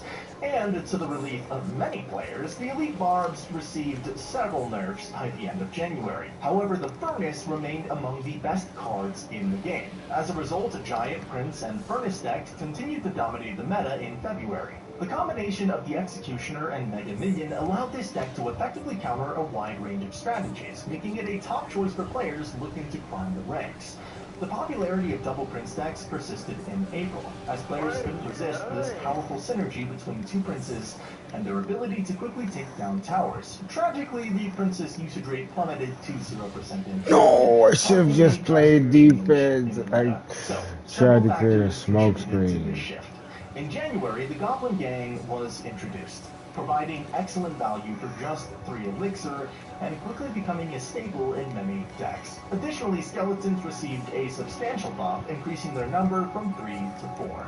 This change had a massive impact on the meta. In June, Larry broke Clash Royale with an astonishing 77.5% usage rate, appearing in 145 out of 200 decks. The Goblin Gang also saw significant usage, appearing in 81 decks, translating to a 40.5% usage rate. These cards became popular choices for cycle decks, further pushing the Double Prince decks out of favor. Also, the introduction of the heal spell added another layer of complexity to the meta. Initially, the heal spell seemed like a useless addition, but players soon discovered its potential to change the tide of battle when used effectively. One deck that showcased the heal spell's power was the Three Musketeer Beatdown, which appeared in 39 out of 100 recorded matches. And you can bet the Goblin Gang and Skeletons were integral parts of this deck. The Three Musketeer Beatdown was one of the most formidable decks in 2017, especially when compared with the heal spell. The synergy between the heal spell and the Three Musketeers allowed players to catch their opponents off guard, and turn seemingly lost matches into victories. Alright, that. Heal spell. Heal, don't follow me. Yes, the heal spell again, guys! Maybe another 3 crown here. Let's go right here. He doesn't have Fireballs out ready. But guys, the 3 crowns are coming. Look at that. Boom. Good game. Another. During this time, Raymond struggled to find his place in the meta. He remained at a 0% usage rate for weeks and months, leaving him lost and longing for his beloved princess. Supercell recognized the prince's plight and knew they needed to take action. In December, they implemented a balanced update, increasing the prince's hit points by 5% and reducing his attack time interval from 1.5 seconds to 1.4. These changes breathed new life into the prince, making him a viable option once again. The community celebrated the return of their cherished prince, eager to see him charge into battle alongside his beloved princess. The prince is receiving a 5% health boost and a faster attack speed. Its speed will be 0.1 second faster. This is a 7% increase in damage per second. Those moments when you can hit the tower just one more time for that 325 damage will change the game completely. Interestingly, the prince found a new home in log-bait decks, synergizing well with fire spirits. These 3 fiery companions could easily take out Goblin Gang, Skarmy, Bats, or Minions, making them a valuable addition to the deck. As the sun set on 2018, the prince rode off into the horizon, his heart filled with hope, his soul brimming with determination, and his love for the princess burning brighter than ever. The greatest chapters of Raymond's story were yet to be written, and the world of Clash Royale eagerly awaited the next installment of his epic tale.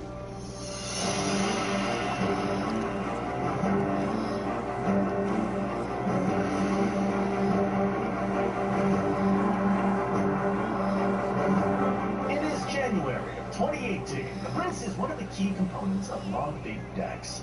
One of the best players in Clash Royale, Surgical Goblin, showed us just how powerful this deck could be, even against the popular Three Musketeer beatdown. This deck could provide relentless pressure, with the Ghost at the bridge or Princess at the bridge. But the most terrifying combo was definitely placing the Prince and the Goblin Barrel if the opponent was low on Elixir. This was a constant win. Let's actually go with a veteran. Maybe now we will go with it. Let's see. There you go. There's his Musketeers. So let's actually go with a Goblin Barrel and let's go with a Princess and then go with a Royal Ghost. The Royal Ghost is actually really good at splash damage. So I think that we will take down the Musketeers easily and we take down the right side tower, guys. That was a really nice push and that shows how good this deck, even for 3 Musketeers, is, even though we don't have a big spell. So 200 matches, indicating a 35% usage rate among top players, and a bit lower is Raymond, at 49 appearances, indicating a 24.5% usage rate. Also, it's important to mention the Giant, sitting at a strong 28%. The reason why the Giant Double Prince deck came back into the meta beat down, as the tanky Double Prince and Giant never let Expo lock worked very well in the Golem beatdown too. Great success again. Oh, why did I move? So guys, let's go through some highlighted these. I was blocking it, and I was like, let me just go around.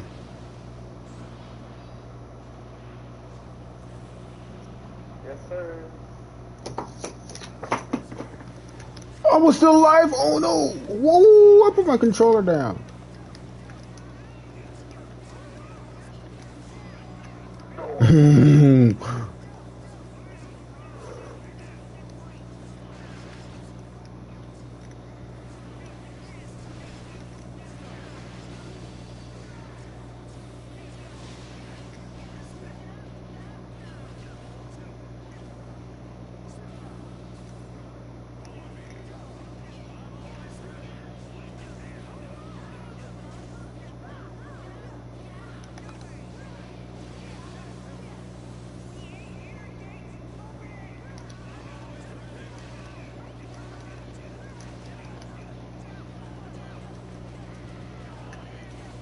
He's so unstoppable when he's like this. Oh my god.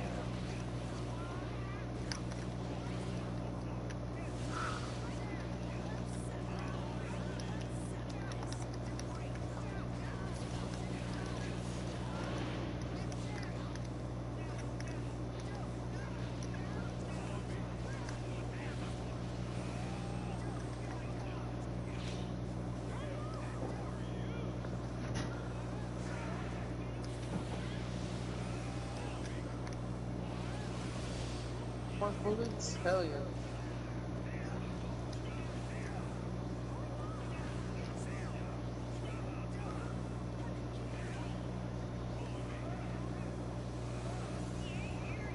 I guess.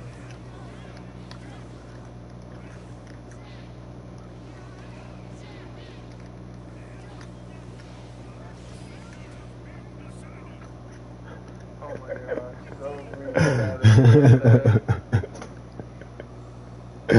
Oh my God, I played so hard.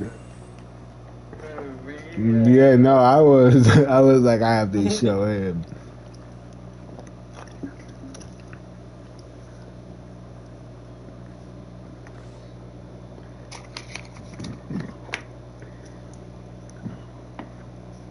Yeah, fuck it. You're the one who showed me how to play this game.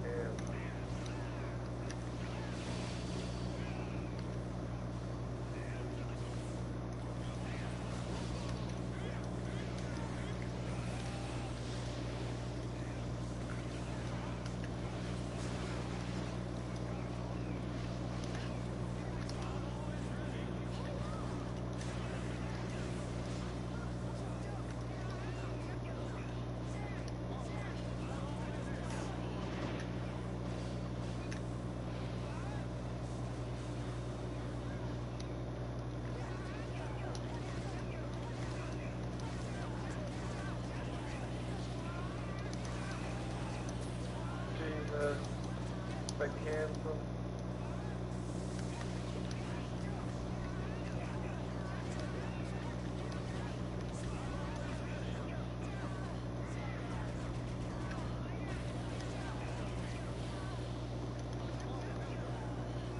Messed up.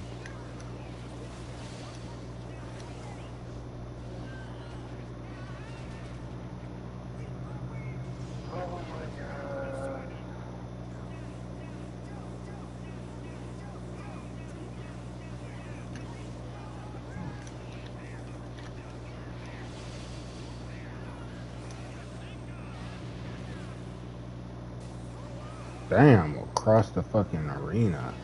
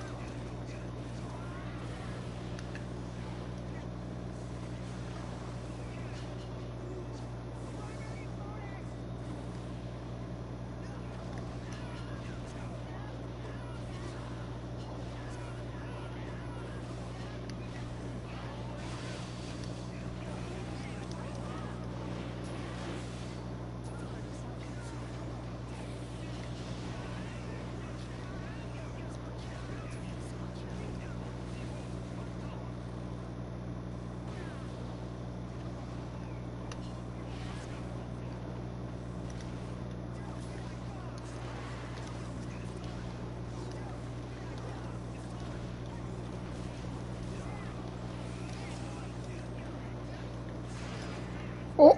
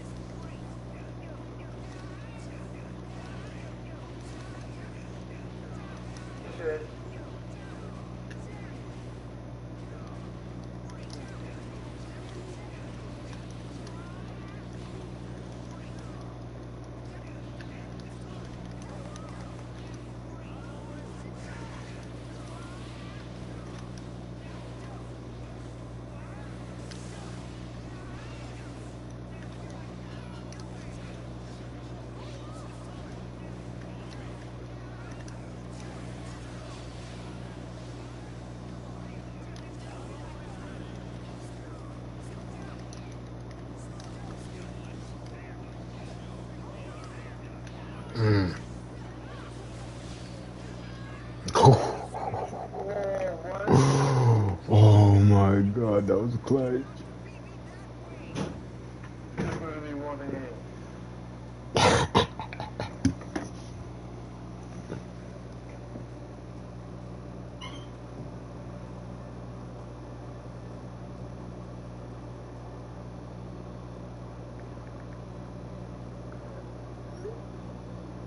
I got you, bro. No, you don't. I created a monster two-man team. The ultimate defense, the ultimate offense. They think nothing will break through it. Fuck that bushy brow motherfucker.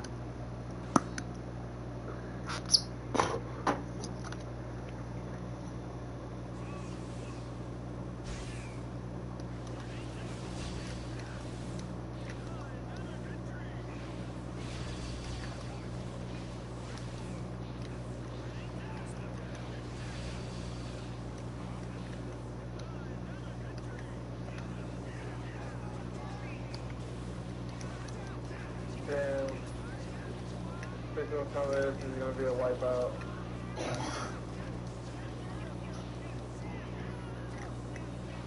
Making it seem like the floor is lava for you. Not like hit the ground.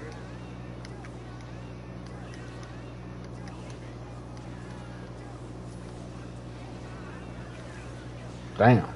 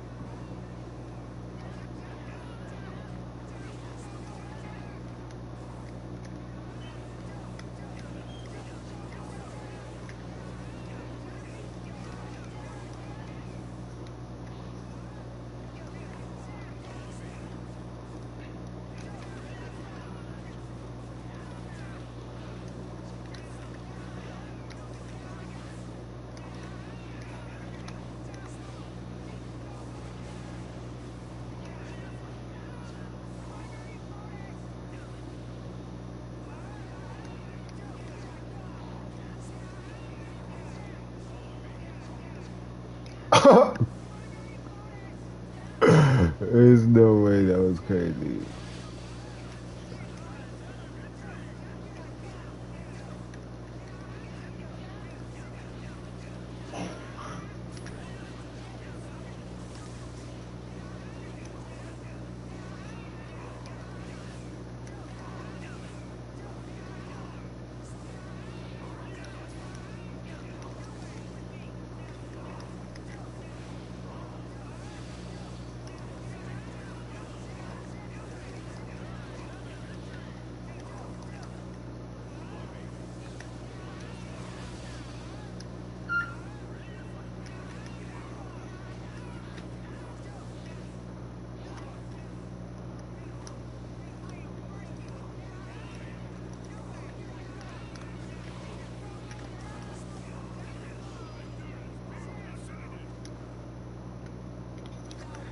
Like how I just that. Ooh, baby, I love the way every day.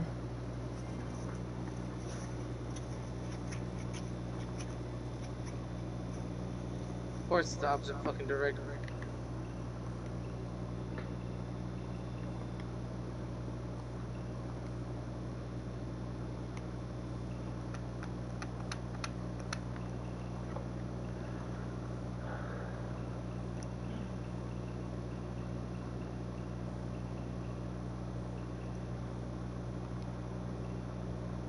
Ready for this one.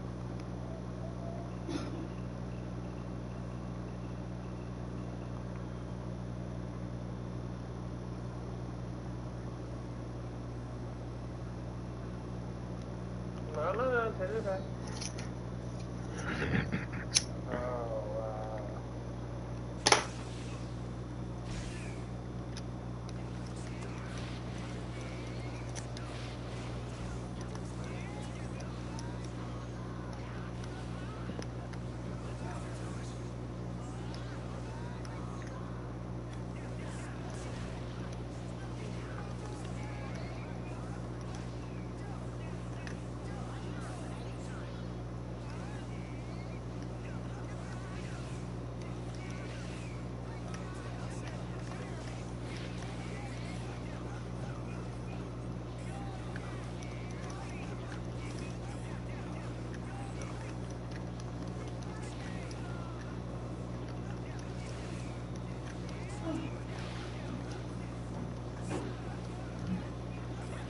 I don't know if I should just out there being a dog going around the dirt, but I gotta get that bitch a bath later.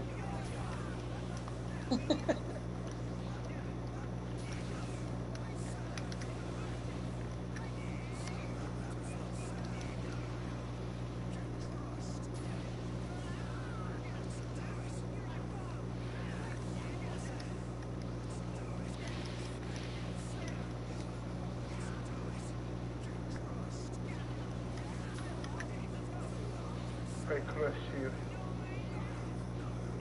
No.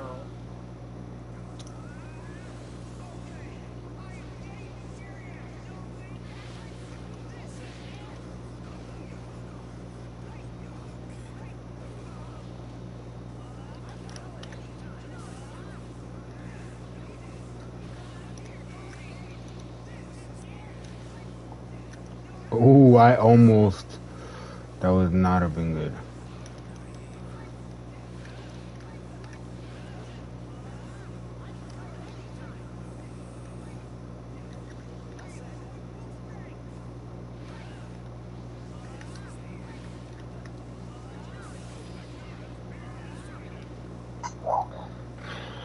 Amber, it's okay, baby, come here.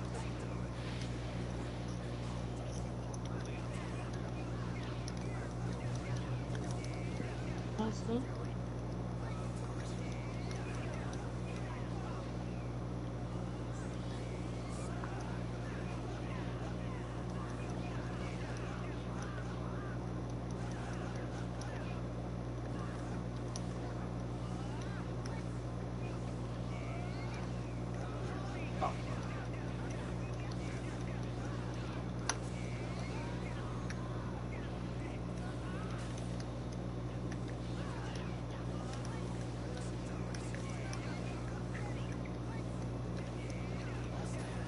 I can never hit those.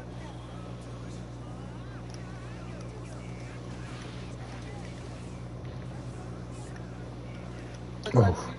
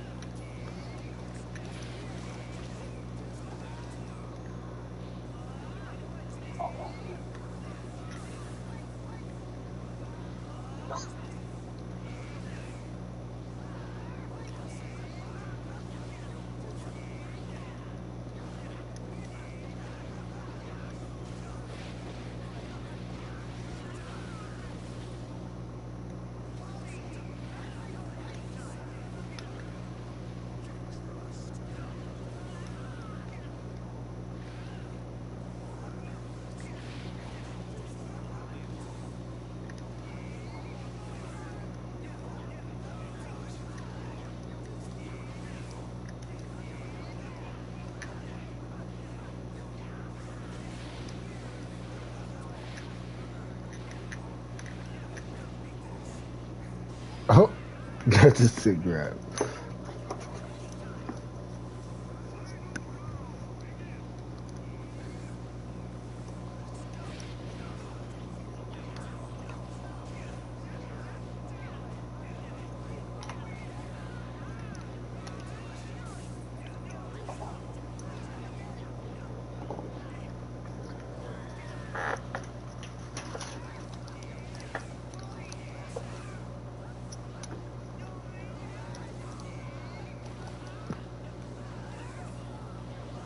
Figured out this shit.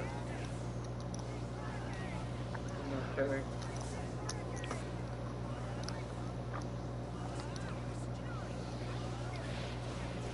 Damn.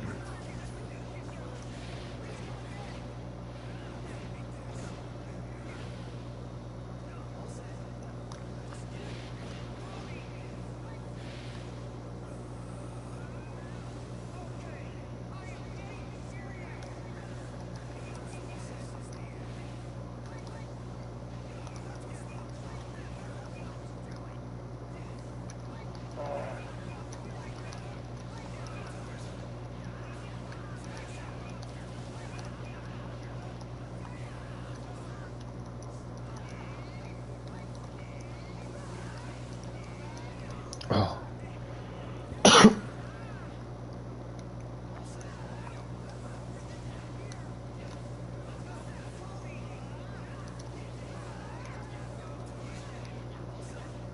That's game. Little Lee is not it. He doesn't have enough cool tricks.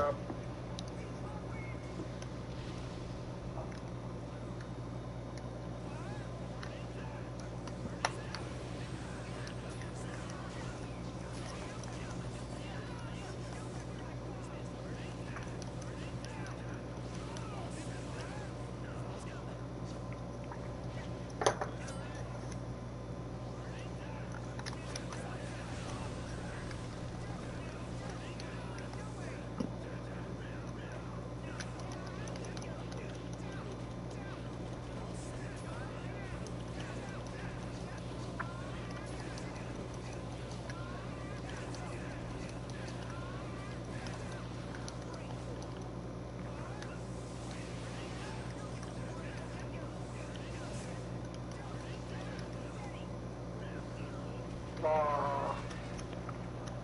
You got me mid-combo with myself. Wasn't here.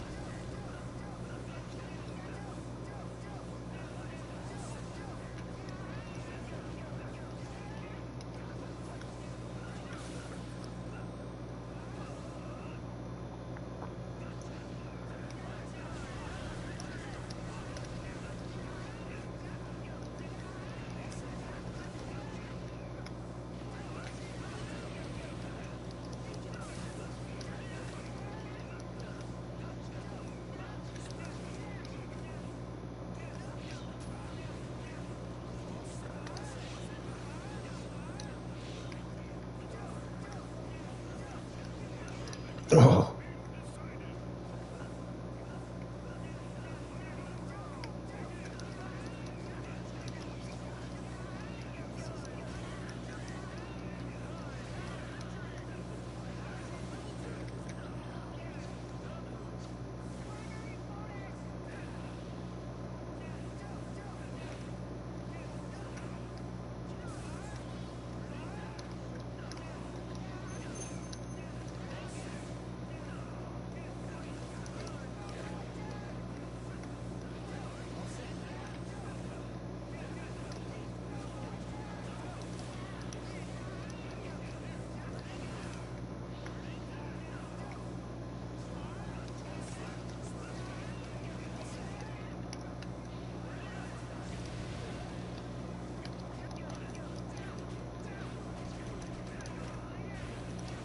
You completely missed.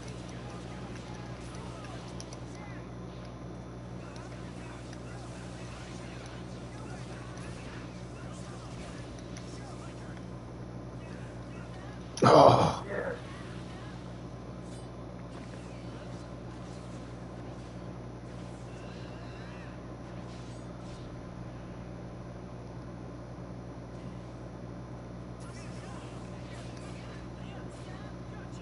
No way, good mix.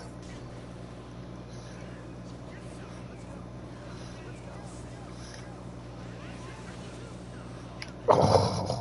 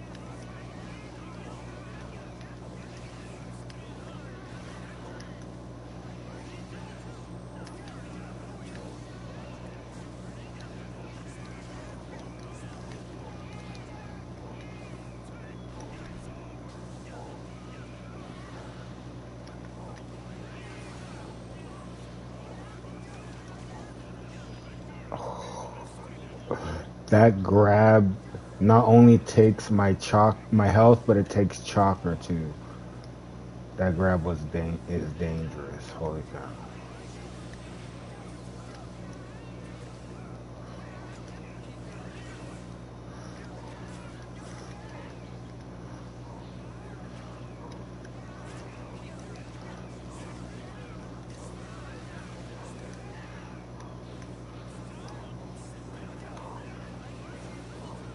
He hasn't said anything since he came to the party. Maybe his mic's on mute.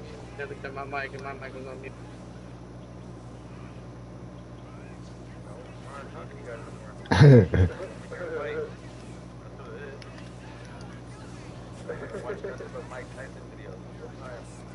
Is I joined to give you cold shoulder?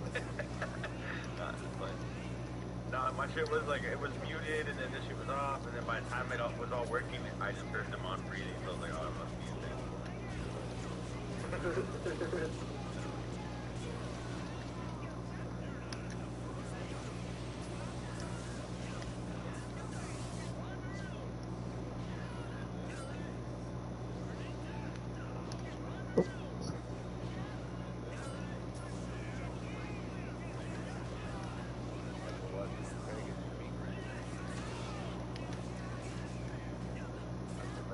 What a cancel.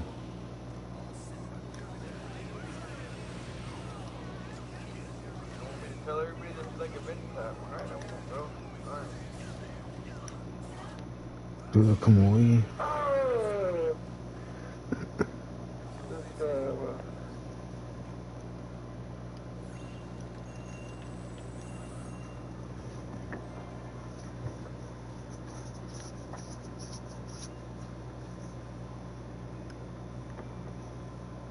That's a good team, huh?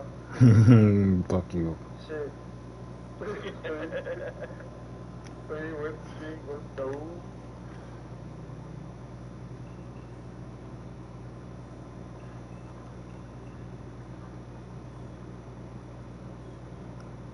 Fucking.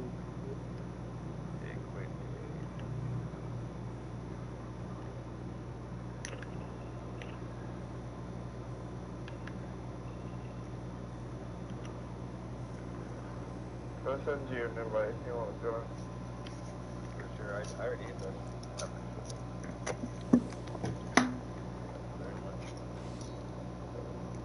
What? Yeah, that's a 68. That's crazy. Hey, does it make them charge faster, the level tires? No. Like, differences in it or not really? No.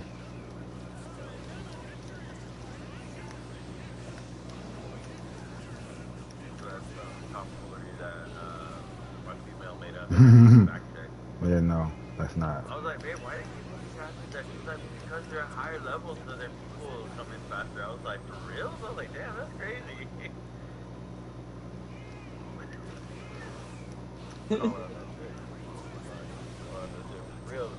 It's just like having a higher ranking as a tech, like your Tekken rank.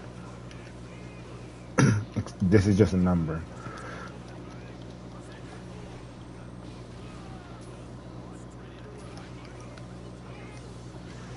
But yeah, but you can't get a higher rank in Tekken if you're not good. But in this, if you keep playing the same character, you're gonna get your ass whooped. Yeah. Pop. That's why I was like, I almost believed it. But no, you're right. It really is just kind of leveling up the character, huh?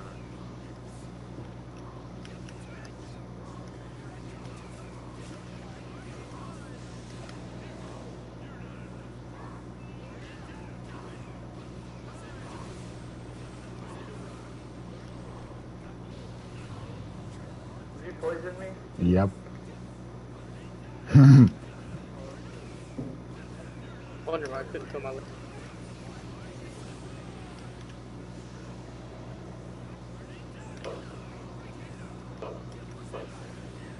I'm selling this shot.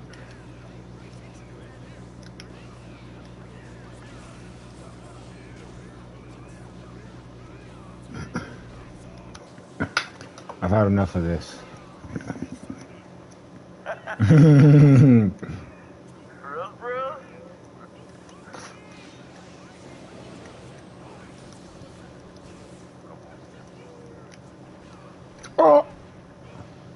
No way.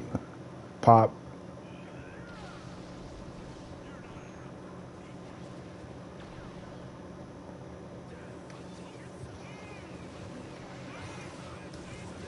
What's up, Nyla? Before this, I'm fucking with that just happened right now. I'm so pissed. huh? No, I gotta take him out too, otherwise I'm gonna get over. Just like you. Both have things we gotta do before they let you get them, bro.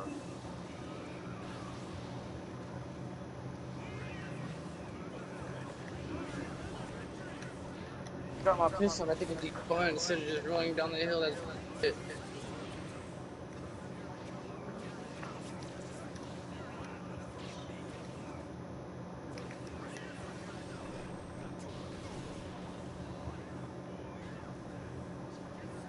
Oh shit! That fool come out of the ground? He put a wall up and teleported a guy on me. That's what happened. I was like, well, that fool just popped out of nowhere.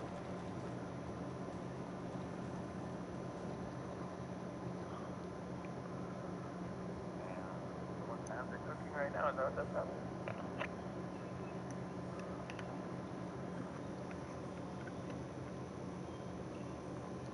Such bullshit.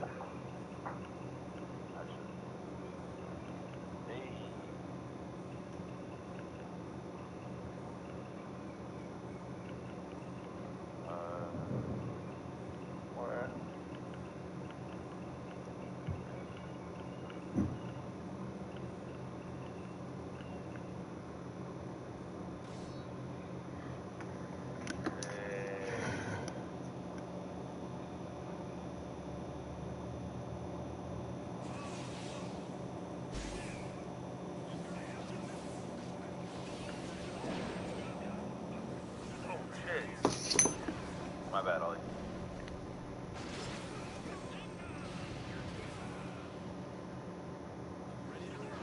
What you got?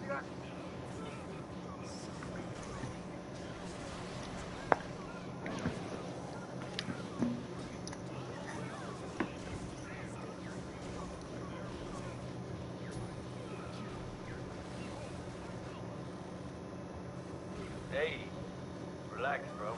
Okay? Come on.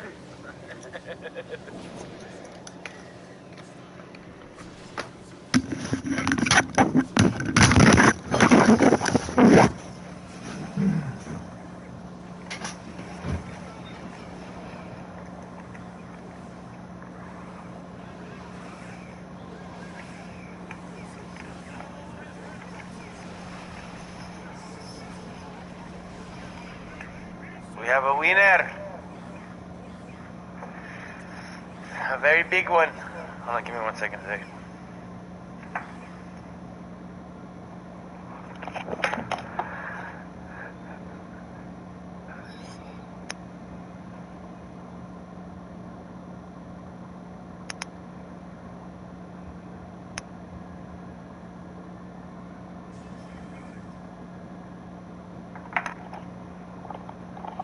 You're a gentleman and a scholar. Thank you.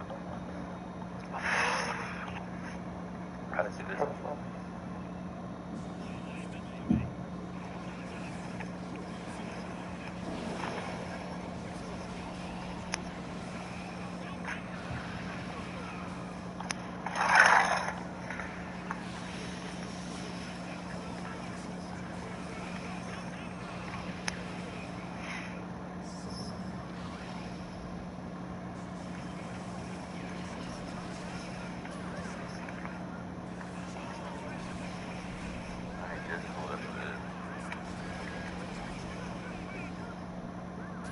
Hey.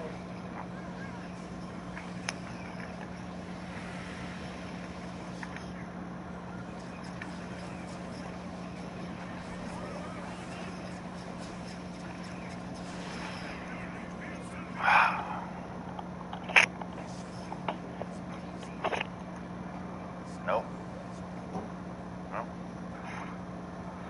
No.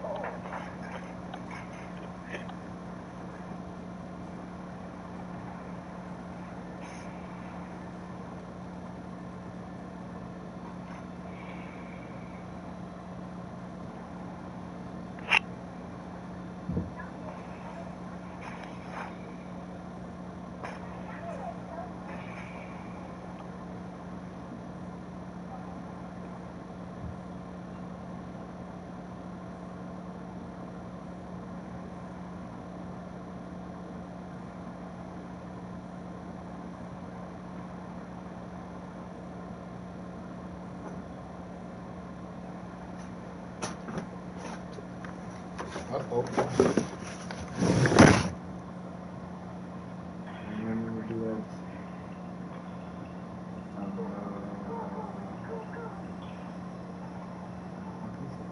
Hold on, give me a second.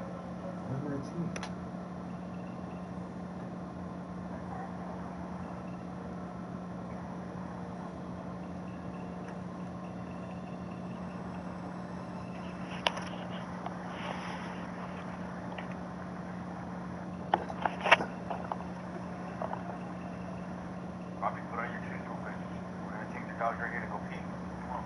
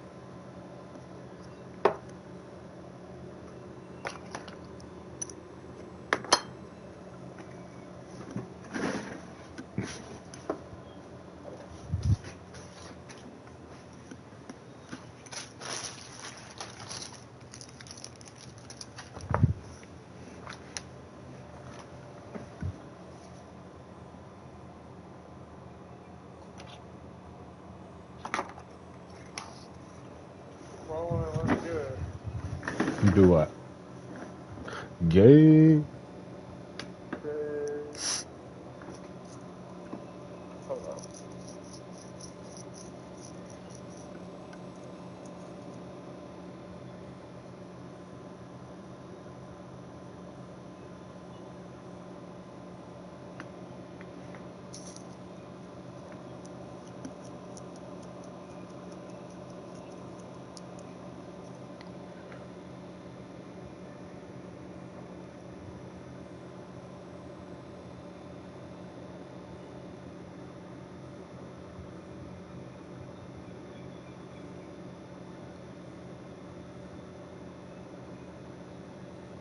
I want to let it go live on YouTube. You have your YouTube linked? Yeah. It might be something you have to do on YouTube. I do not know. If you start broadcasting on YouTube, verify your account with your phone number by visiting YouTubeverify.com. Well, there you go. That's something new. I never had to do that.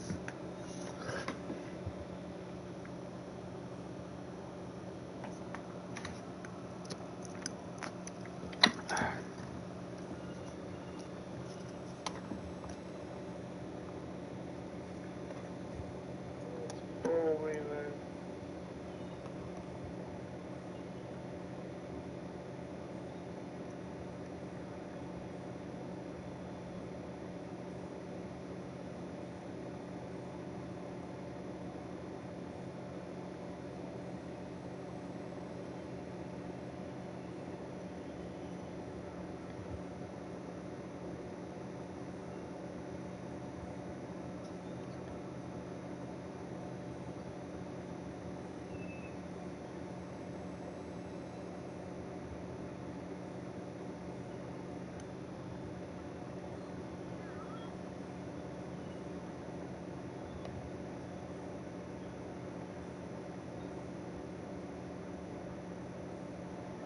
Whatever.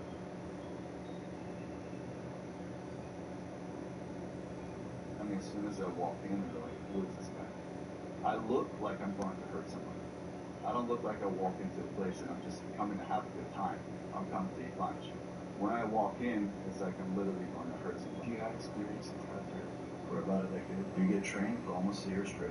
You get trained worldwide. That's why I've been to over 80 countries. And then after that, whenever there is a problem, there's a terrorist attack on France, I have to go catch it in France. I was almost killed multiple times, ready to have my head chopped off. A lot of people at home will look at it and say this is bullshit. It's because all this social Oops. media is bullshit. But if they don't That's think my there's fault. people that are assassinating the world to save the world so they can live the American dream, then they're out of their I'll figure that. Well, Alright, so here we have the pinnacle of alpha male delusion.